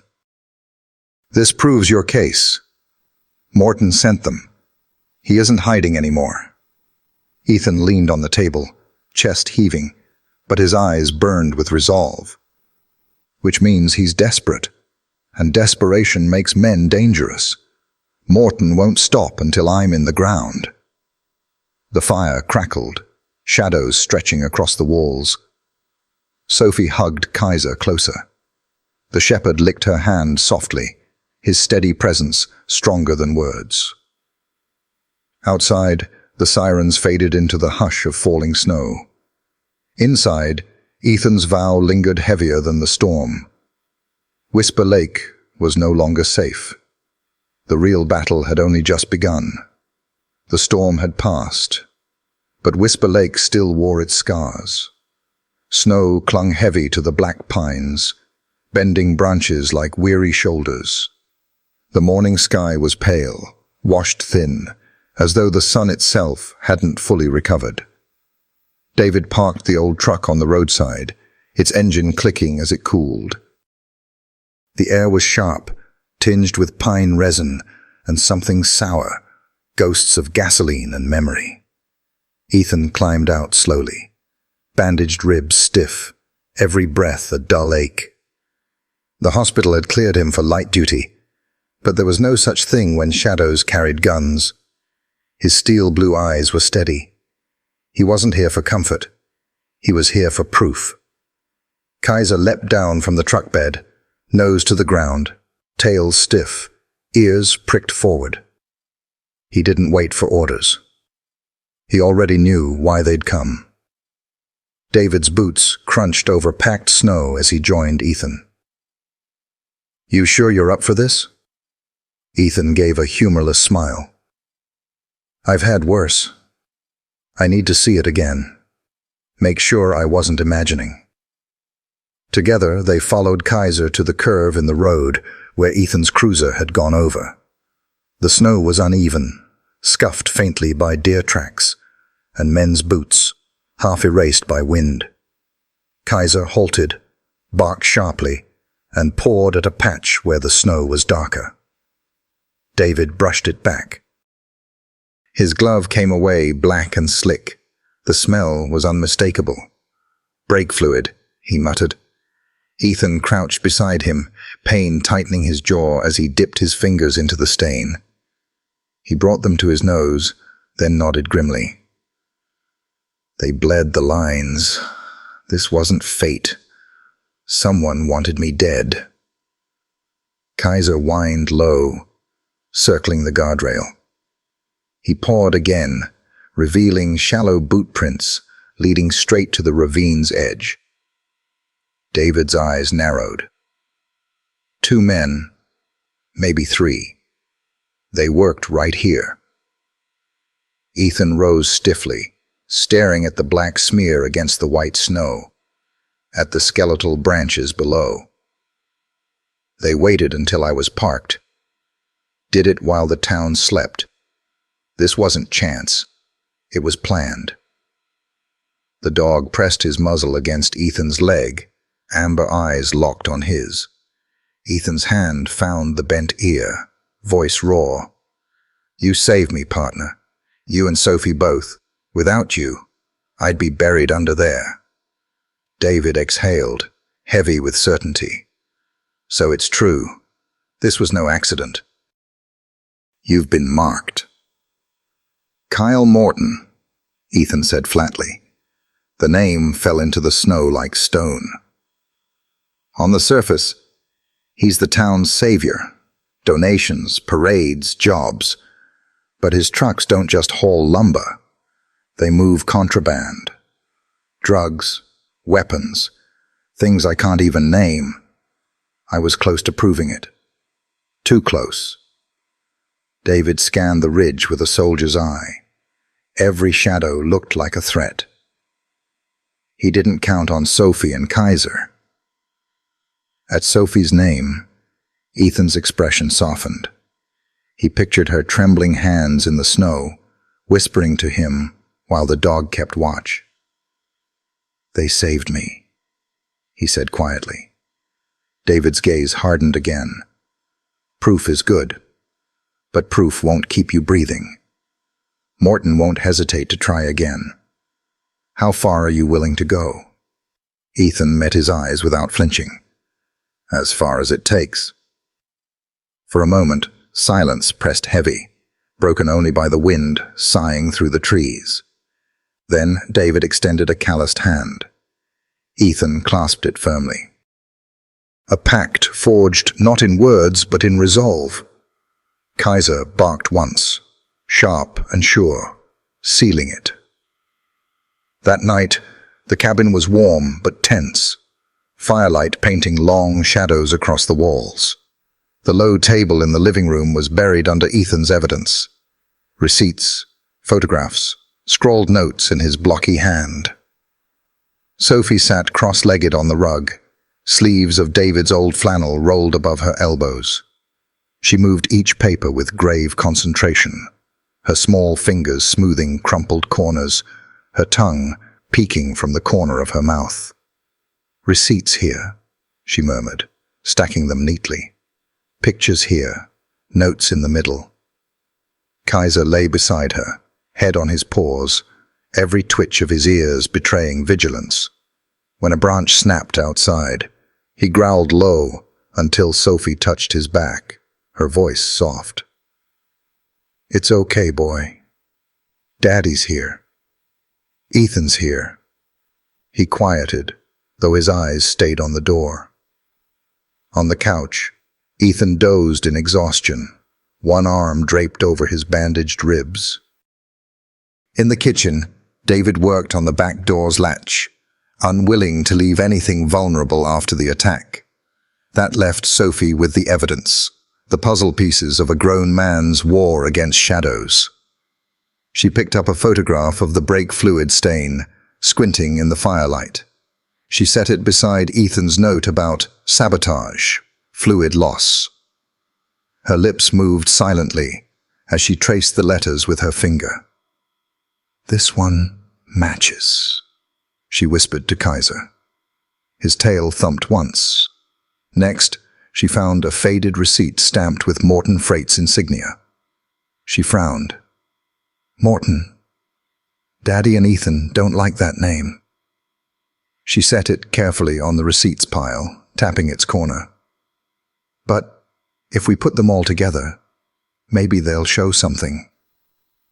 Her little hands moved with solemn care, bringing order to chaos. And with each paper she aligned, Sophie's sense of belonging deepened. She wasn't just watching. She was helping. Kaiser shifted closer, resting his chin on the stack as though guarding it. Sophie giggled softly and stroked his head. "Good boy. You're part of the team now." David leaned in the doorway, watching her. For a long moment, he said nothing, just studied the small shape of his daughter, bent over a war too big for her. At last his voice softened. "You're supposed to be in bed, Munchkin. I just wanted to make it neat. For Ethan." "That's not your burden," David said, though his tone held no bite. Sophie shook her head, hazel eyes glowing in the firelight. "It's not a burden. It's helping." David exhaled, heavy with love and weariness. "All right. But don't wear yourself out. We're in this together." When Ethan stirred awake, the first thing he saw was Sophie surrounded by his notes, Kaiser vigilant at her side, and David watching quietly. For the first time since the crash, his chest loosened with something close to hope. "You've got yourself a little detective," he murmured, his voice rough but touched with warmth. Sophie looked up shyly. "I just made it neat, so you can see better."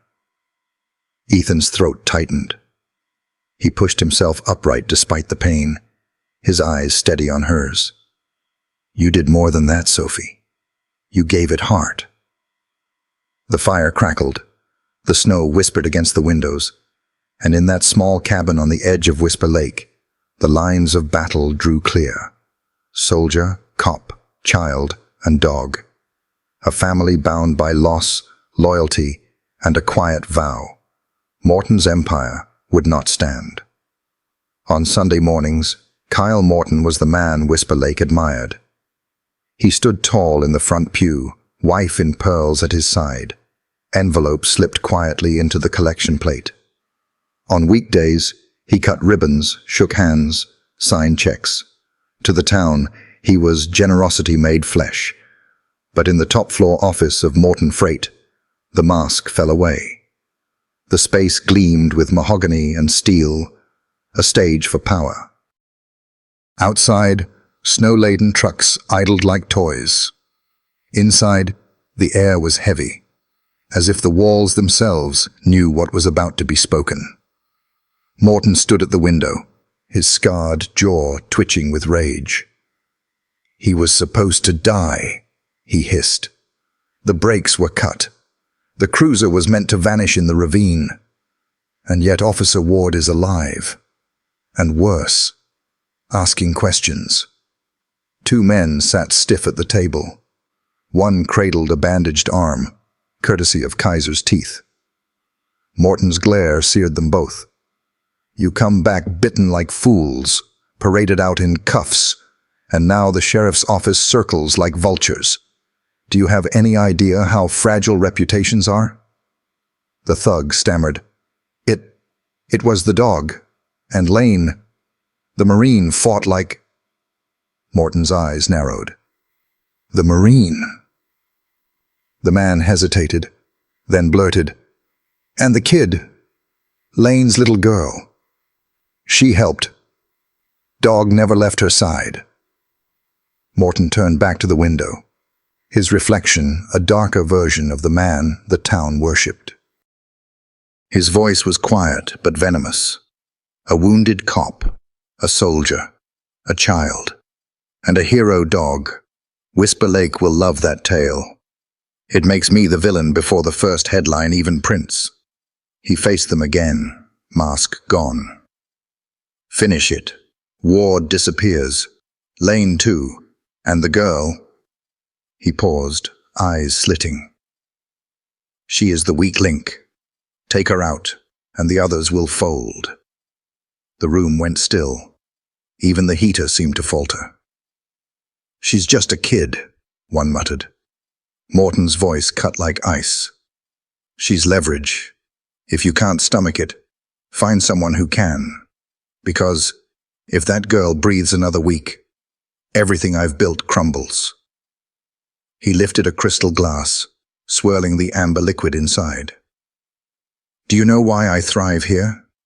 Because people believe what I let them see, and I remove anything that threatens the illusion. He set the glass down hard. This cop, this Marine, that child, they are threats, and I do not tolerate threats. The men nodded, pale, eager to escape. When the door shut behind them, Morton remained at the window, eyes reflecting firelight and snow. Outside, the lake town slept under white silence, unaware a child had just entered his crosshairs. At the Lane cabin, snow muffled the world to a hush. Inside, Sophie sat at the kitchen table, crayons smudging her fingers as she hummed. Kaiser lay beside her chair, steady as stone, his warmth a shield. Then she heard it, the low rumble of an engine idling outside. She froze, crayon slipping from her hand. Through the frosted window, she spotted headlights, two pale, menacing eyes staring from the road. A dark sedan sat still, exhaust curling into the night. Watching. "Daddy?" she whispered, but David was still in the workshop out back, the clang of tools faint in the cold. Kaiser rose before she had to say more. His body stiffened, tail rigid, a growl rolling deep. He padded to the door, nails clicking, every line of him coiled for war. Sophie eased the curtain aside. The sedan didn't move. Its lights flickered once as if mocking. Her chest tightened until she could hardly breathe. Kaiser barked then, deep, sharp, thunder in the night. He barked again, louder, daring. The car shuddered, engine revving, then roared away, fishtailing on snow before vanishing into the dark. Sophie sagged against the doorframe, trembling. Kaiser pressed against her legs, solid and grounding. She bent, burying her face in his fur. "You scared them off. You saved me again." The back door creaked. "Sophie?" David's voice was sharp. He crossed the room in strides when he saw her pale face. "What happened?" "There was a car, just sitting there, watching." His jaw tightened. He yanked the curtain wide, scanning the empty road. "Which way?" She pointed with a trembling hand. "Toward town."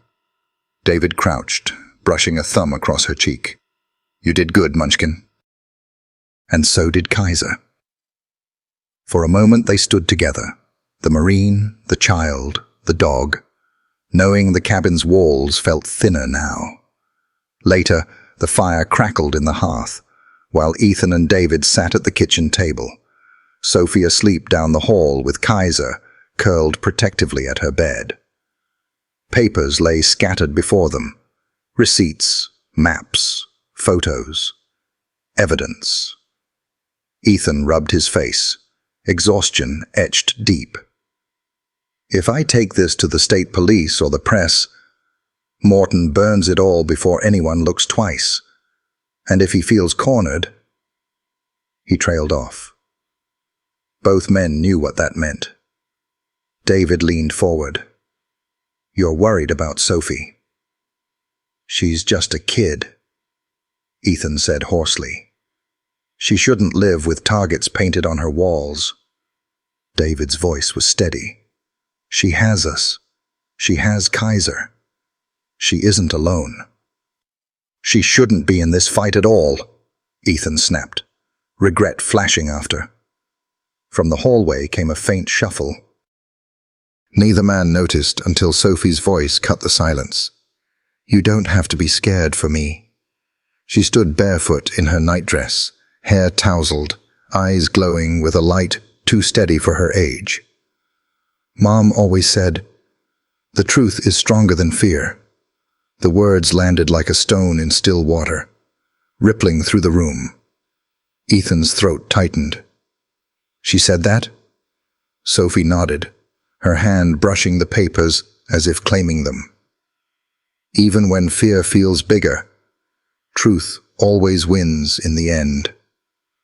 Kaiser pressed close to her, tail swishing once, a punctuation of loyalty. Ethan looked at her, really looked, and found the compass he'd lost. "You're right. The truth is stronger, but it needs protecting. And so do you. That's why you have us," Sophie said simply. David's eyes softened. Ethan squared his shoulders, resolve etched in every line. "Then we don't back down. We gather everything, every file, every witness. We make it so clear, Morton can't hide." David nodded. "And we keep Sophie safe, no matter the cost." Sophie smiled faintly, resting her hand on Kaiser's head. "He'll help too. He always knows when bad things are coming." The shepherd gave a low bark, as if sealing the vow. The fire snapped, sparks leaping upward. Outside, the mountain leaned closer in silence. For the first time since the crash, Ethan felt clarity instead of doubt. Morton had money, men, and influence. But here, in a snowbound cabin, soldier, cop, child, and dog had forged something stronger, a promise. And in Whisper Lake, the battle between fear and truth had only just begun. The snow had hardened overnight, every step cracking like glass under boots. The valley below Whisper Lake held its breath, as if it knew the storm of bullets and blood gathering at its edge. David Lane crouched by his truck, tightening the strap on his old rifle case. The motions were ritual now. Tug, check, glance at the tree line. Marine habits never left, and tonight they were all that stood between his family and ruin. Ethan Ward leaned against the sheriff's SUV, ribs bound, movements stiff, but his steel blue eyes sharp. Pain hadn't dulled him. It had honed him. He wasn't here to heal. He was here to end this. Clara Hammond loaded her shotgun with precise hands. The deputy's breath steamed in the cold, her expression tight. Scanner chatter confirmed it. 2 trucks. Maybe 3. Morton's men are coming. David didn't need the warning. He'd felt it in his bones. Kaiser sat at his side, ears pricked, body taut, amber eyes sweeping the tree line. He had been restless all afternoon, pacing the porch, sniffing the wind. Now, he growled low, the sound vibrating into David's palm. The shepherd knew. Sophie wasn't there to see. David had walked her down the snowy lane hours earlier, her mittened hand clutched in his. She hadn't wanted to leave, but he'd crouched, steady hand over her chest. Remember what your mom said. The truth is stronger than fear. Tonight, that's our truth. She'd whispered into Kaiser's ear, "Come back to me," before hugging him tight. Now those words burned in David's chest like a second oath. They took positions. Clara behind the boulder outcrop, Ethan crouched by the SUV, David and Kaiser low at the tree line. The forest went still, every sound sharpened. Even the ice cracking on the lake below sounded like thunder. Kaiser stiffened first, nose lifting. His growl deepened. David whispered, "They're coming." The hum of engines bled into the night. Headlights crested the ridge, beams slicing through the dark. One truck, then another. Tires crunched over ice, steady and deliberate. The convoy slowed, then stopped. Doors opened. Men spilled into the snow, boots crunching in practiced rhythm.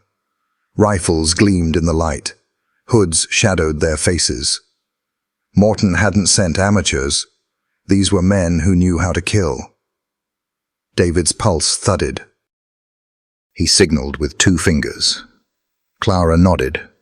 Ethan shifted. Kaiser leaned forward, a growl tearing from his chest. The first shot cracked. Bark exploded from a tree inches from Clara's head. She rolled, shotgun booming in reply. The woods erupted. Gunfire shattered the night, muzzle flashes strobing across snow. Bullets shredded branches, kicked up ice. David dropped to his belly, returning fire with precision. Squeeze. Exhale. Squeeze. 2 shadows fell into the snow. Ethan limped from cover to cover, jaw clenched against his ribs' protest, pistol barking sharp shots. "Flank left.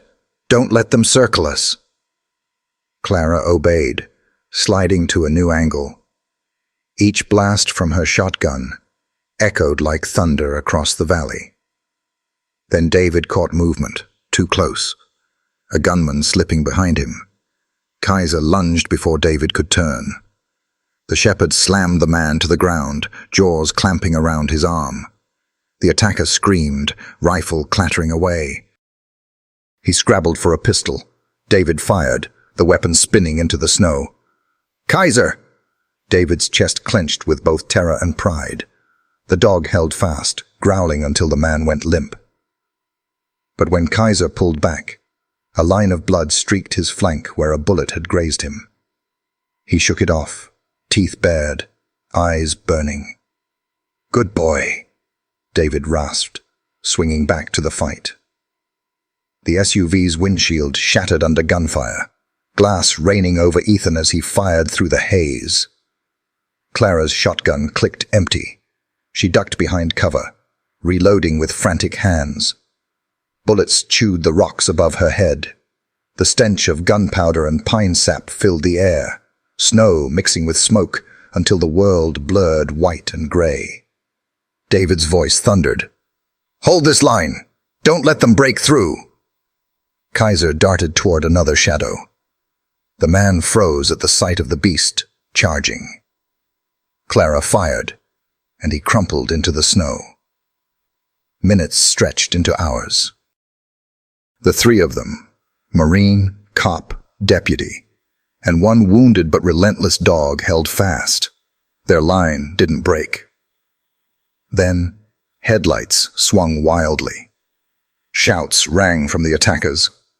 One truck revved, reversing hard, tires spinning. Another voice barked retreat. The convoy jerked back down the ridge, engines howling as Morton's men fled into the night. Silence fell, broken only by the hiss of falling snow and the ragged breathing of survivors. David lowered his rifle, chest heaving. Clara leaned against the boulder, trembling, as she reloaded by habit more than need. Ethan slumped against the SUV, bandages soaked, blood on his sleeve, but his eyes burned with defiance. Kaiser padded back to David, flank streaked with crimson, muzzle still flecked with the blood of the man he'd stopped. Sophie's whisper echoed in David's mind. "Come back to me." He knelt, wrapping an arm around the shepherd's thick neck, pressing his forehead to the dog's. "We're still here, boy. We're still here." The fire of battle faded into the frozen stillness of Whisper Lake. The line had held, but every one of them knew it was only the beginning. Morton would strike again, and when he did, truth would meet fear head-on. Kaiser padded back to David, muzzle smeared with snow and the faint tang of blood, his body still trembling with the thrill of the fight. David dropped to one knee, pressing his forehead to the shepherd's, whispering hoarsely, "You saved me, boy. You saved me." The woods were littered with fallen weapons, trails of blood, and the ghosts of men who had come to kill. But for now, the cabin still stood. Sophie was still safe. The truth had not yet been buried under Morton's shadow. And as Kaiser stood guard once more, chest rising and falling with steady breaths, the others knew the night was far from over. The storm had only just begun.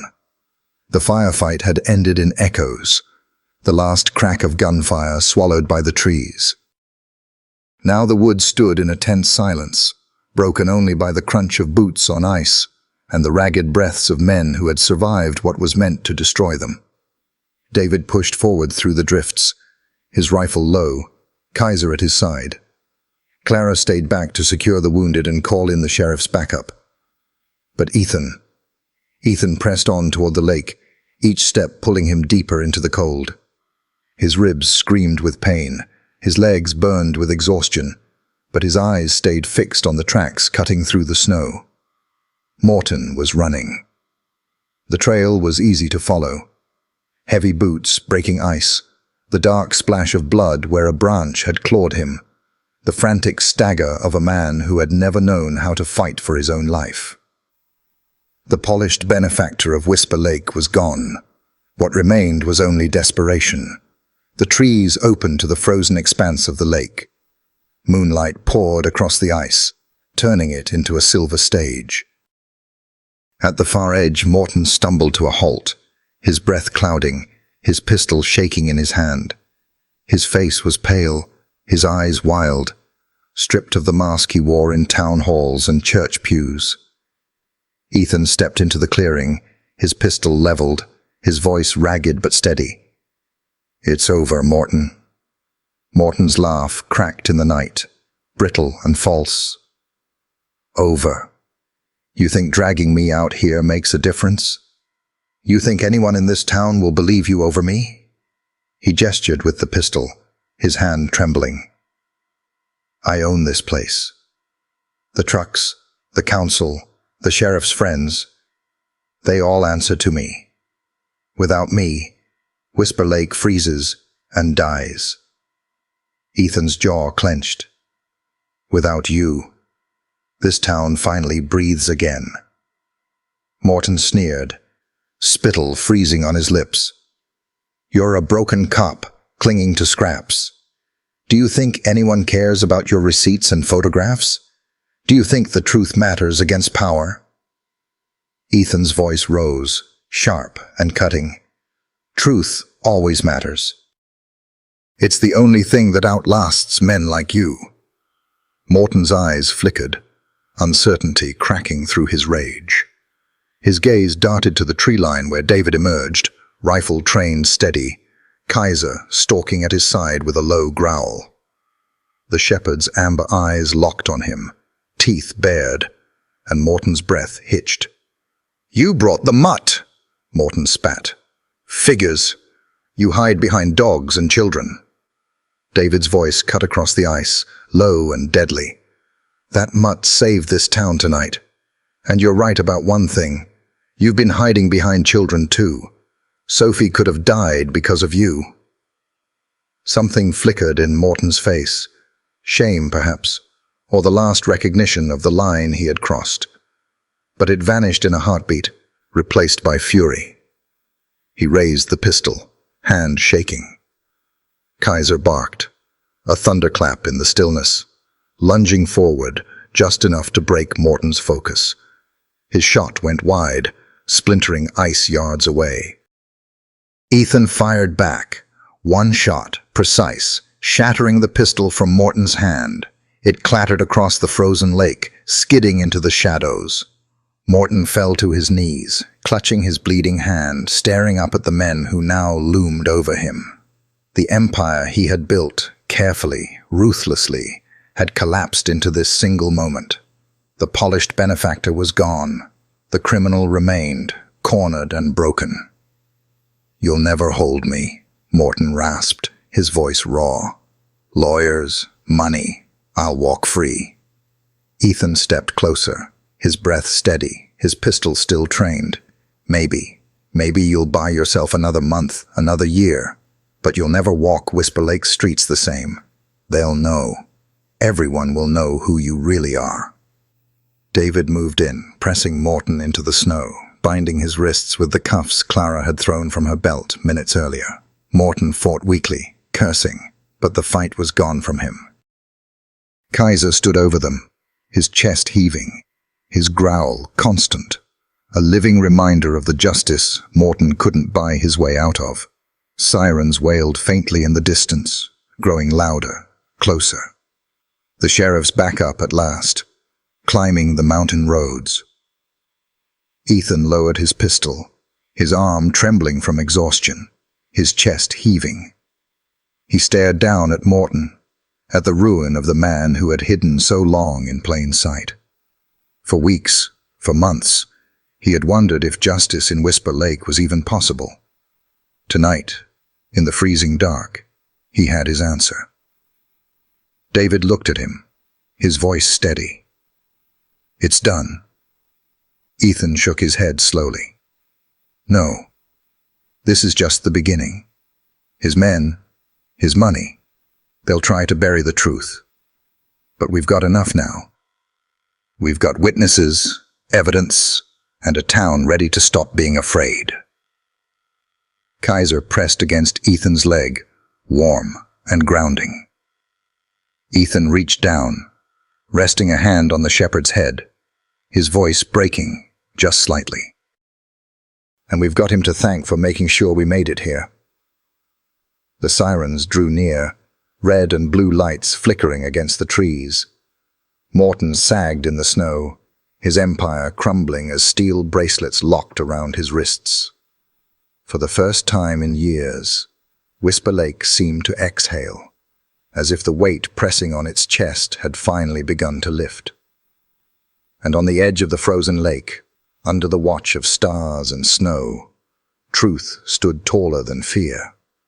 The snow had melted just enough for the town square to come alive again.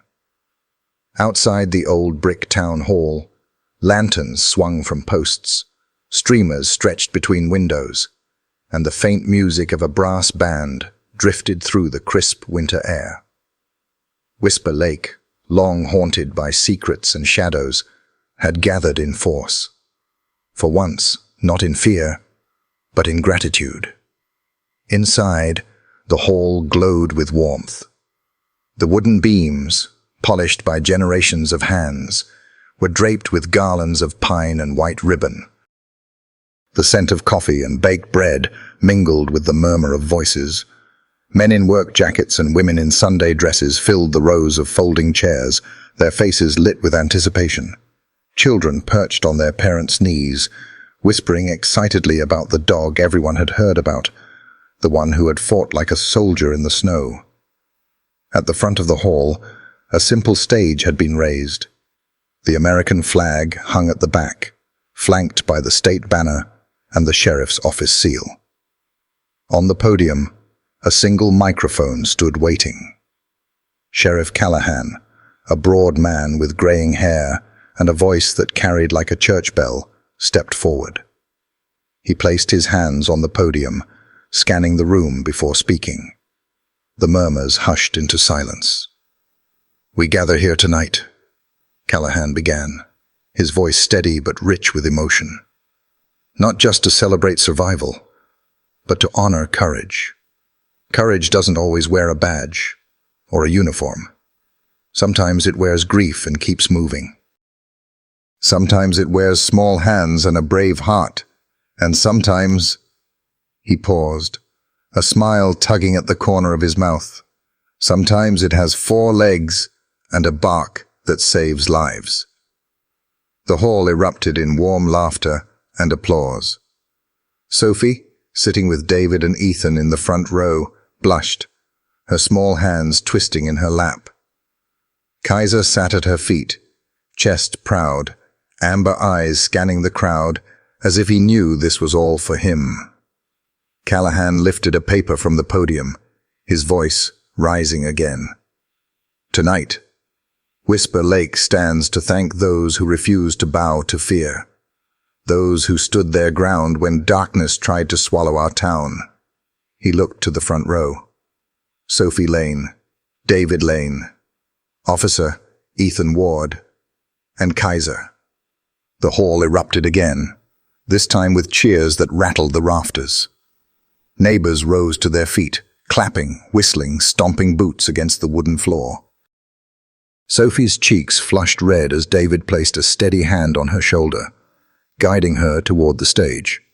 Ethan followed, his limp pronounced, but his head held high.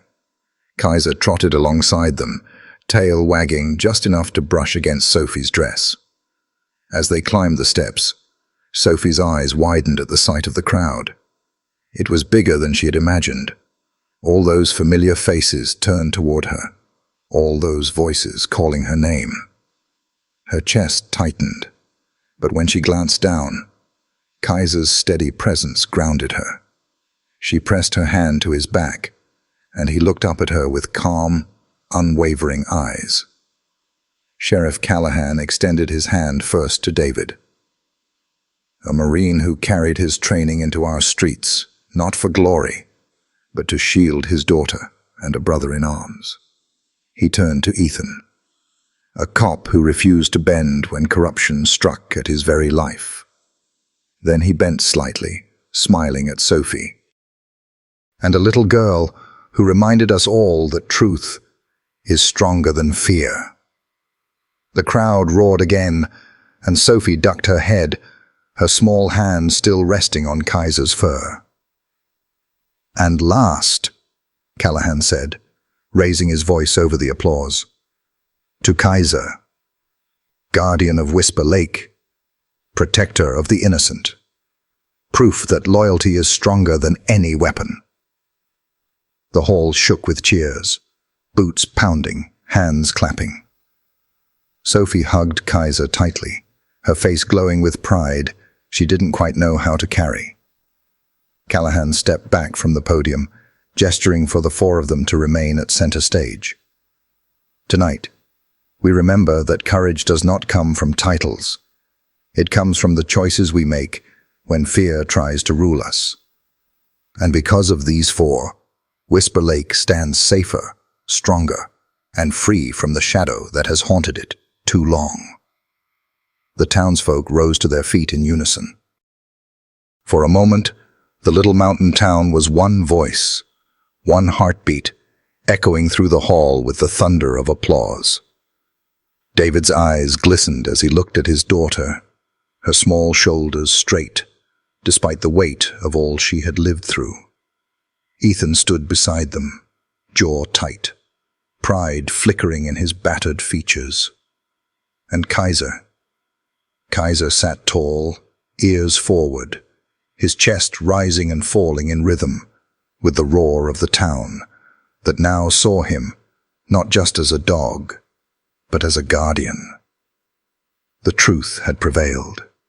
Fear had been driven back, and under the glow of lanterns and streamers, Whisper Lake found its heroes. The sheriff's voice lowered, carrying the solemn weight of ceremony. The crowd's thunder softened into a hush. Only the crackle of the old furnace at the back of the hall and the steady fall of snow outside filled the silence. Sheriff Callahan nodded to Deputy Clara Hammond, who stepped forward with a polished wooden tray lined with 3 velvet boxes and 1 small plaque. Callahan cleared his throat. First, to Officer Ethan Ward. His gaze found Ethan, steady and firm. You faced corruption in your own town. You stood against it when it nearly cost you your life, and you continued to serve when every instinct might have told you to quit. For that, Whisper Lake welcomes you back, officially. He opened the first velvet box and lifted a silver badge, polished until it gleamed like firelight. Its edges caught the lantern glow, reflecting into the crowd. With deliberate care, he pinned it to Ethan's uniform. For a moment, Ethan's jaw tightened, his lips pressing together. He swallowed hard. His body, still aching from fractured ribs, seemed to straighten an inch taller. The room erupted into applause, neighbors rising once more. Ethan lifted his hand in a faint salute, but his eyes strayed towards Sophie and Kaiser, the unspoken truth plain. He owed his second chance to them. When the noise faded, Callahan turned to David. Next, to David Lane. His voice softened, almost reverent. A Marine who could have walked away, a father who chose to stand his ground, not just for his child, but for justice. Without your courage, Officer Ward would not be here tonight. Whisper Lake recognizes your valor, not as a soldier, but as a man who refused to let darkness win. Deputy Clara handed him a folded parchment and a bronze commendation medal mounted on a ribbon of deep navy. Callahan placed both in David's hands. David looked down at the medal, fingers tracing the cool surface. His broad shoulders shifted, uncomfortable with the weight of recognition. He had never fought for applause.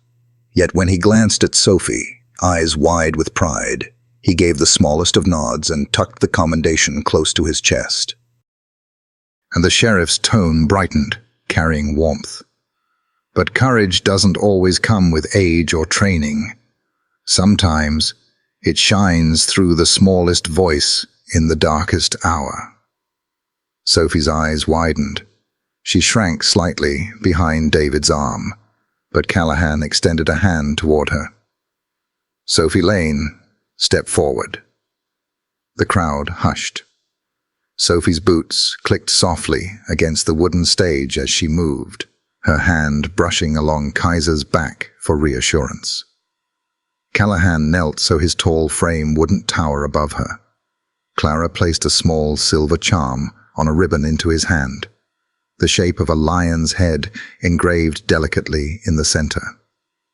To Sophie Lane, Callahan announced, his voice breaking ever so slightly.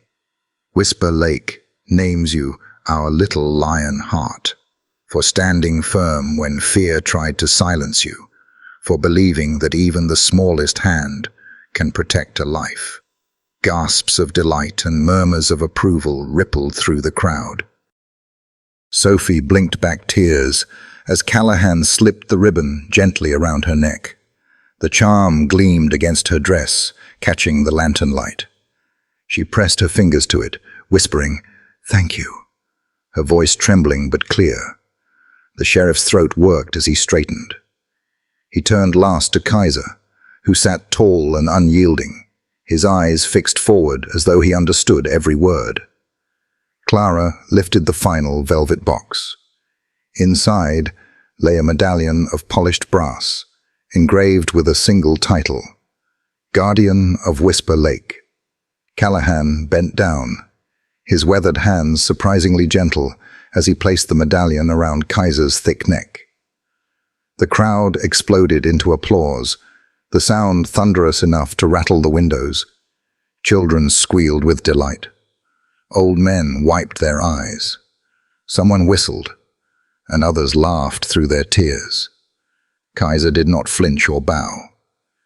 He stood steady, ears perked, tail sweeping once across the wooden floor. Sophie threw her arms around his neck, burying her face in his fur. "You're our hero, boy," she whispered.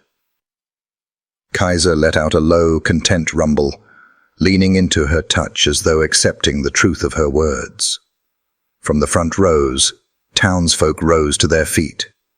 Mrs. Jenkins, who had once dismissed Kaiser as a nuisance, dabbed at her eyes with a crumpled handkerchief. Deputy Clara, normally composed, allowed herself a smile that softened her sharp features. Even the brass band struck up a triumphant chord, filling the hall with music. On the stage, Ethan, David, Sophie, and Kaiser stood together, framed by flags and lantern light. It was not the image of soldiers or officials, but of a family forged in fire and frost, bound by loyalty, loss, and second chances. Ethan leaned slightly toward David, his voice quiet enough that only those nearest could hear. "I never thought I'd be alive to see this." David's reply was gruff, but his eyes betrayed warmth. "None of us did. But sometimes, God doesn't need an army, just a girl, her father, and a good dog." The music swelled. Applause thundered again, and in that moment, Whisper Lake believed, not in titles or power, but in the simple, stubborn truth that courage lives where love endures. The night had grown quiet after the ceremony. Whisper Lake, so often a town wrapped in tension and whispers, now hummed with a softer sound, of relief, of laughter spilling from the cafe on Main Street, of boots crunching on snow as neighbors walked home together beneath the glow of lamplight. The storm that had once threatened to bury them all seemed to have spent its fury, leaving behind a fragile peace. At the Lane cabin on the edge of town, the world felt smaller, warmer. The fire in the stone hearth burned low, casting a golden glow across the walls. Pine logs popped and hissed as if sighing with contentment. On the rug before the fire sat Sophie, her fingers fumbling with a brown paper package she had carried back from the town hall. Beside her, Kaiser lay stretched out, chest rising in slow, steady breaths, his new medallion glinting against his sable fur. Sophie peeled away the wrapping to reveal the gift Mrs. Jenkins had pressed into her hands. A deep navy scarf, hand-knit, with a bone pattern stitched along its ends. Her eyes welled as she traced the neat, patient rows of yarn. With tender care, she draped it around Kaiser's neck, just below the medallion. The scarf's fabric brushed against the old scar near his ear, a mark of his past battles, now softened by the gentleness of the present. "There," Sophie whispered, her voice trembling with pride. "Now you look like the real guardian they said you are." Kaiser stirred, lifting his head to nuzzle her cheek. His breath was warm, steady. She giggled, her small arms tightening around him. To her, he wasn't just a guardian of Whisper Lake. He was family. From the worn armchair by the fire, David watched the scene unfold. His large hands rested on his knees, his frame heavy with exhaustion, but softened by something deeper. Gratitude.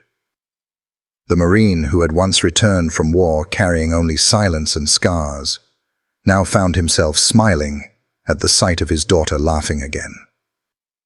Sophie's laughter, light and unbroken, was the music he thought he might never hear after her mother's death. Ethan stood near the window, his uniform jacket unbuttoned, the badge pinned proudly to his chest once more. He looked out at the town below, where lanterns still glowed and snow drifted lazily from the sky. His reflection in the glass showed a man bruised but alive, weary yet unbroken. He turned, his gaze landing on Kaiser and Sophie, and his voice broke the quiet. "Sometimes angels don't have wings," Ethan said softly, his tone thick with reverence. "Sometimes they have paws." The words settled in the room like a prayer. Sophie looked up at him, her hazel eyes bright with the certainty of a child who already knew it was true. She pressed her face into Kaiser's fur, nodding as if she had carried that truth all along. David's throat tightened. He leaned forward, his voice gruff but gentle.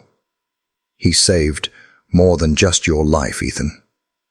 He saved this family too." Silence followed, but it wasn't empty. It was filled with the unspoken acknowledgement of what they had endured together. The wreck in the ravine, the storm, the men who tried to silence the truth, and the fragile but fierce bond that had carried them through it all. Kaiser shifted, pressing closer to Sophie, as though drawing her deeper into his warmth. She wrapped her arms around his thick neck, the scarf's tassels brushing against her hands. For the first time in months, her small body felt anchored, her heart steady. The loneliness that had clung to her since her mother's passing seemed to loosen its grip, replaced by the steadfast beat of loyalty pressed against her cheek. Outside the cabin, snow fell with patient grace, softening the scars the storm had left on the land. The pines bowed beneath its weight, their branches whispering against the wind. Whisper Lake was safe tonight, not because evil had disappeared, but because courage had stood firm against it. David rose from his chair, placing a hand on Ethan's shoulder as he passed. "You'll stay for supper," he said, not as a question, but as a certainty. Ethan's lips curved into a faint smile. "Wouldn't miss it." The fire crackled.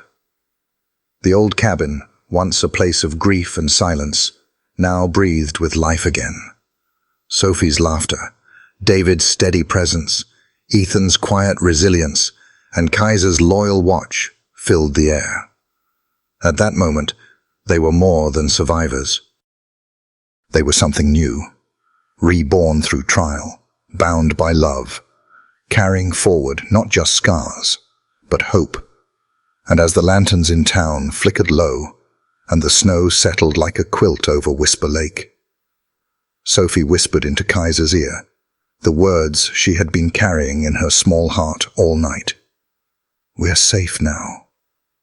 Because of you." Kaiser exhaled, a deep rumble of contentment, his eyes closing as he leaned into her embrace. The last image was simple, yet eternal.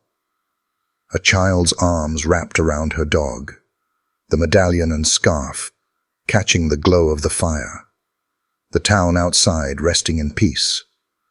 The storm had passed. Love had endured, and the guardian of Whisper Lake lay exactly where he belonged, at the heart of the family he had saved. Sometimes the greatest lessons in life don't come from books or grand speeches. They come from the quiet presence of a loyal dog.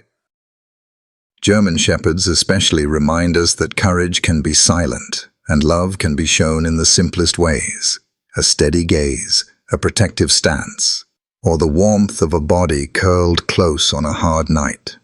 Stories like this aren't just about survival.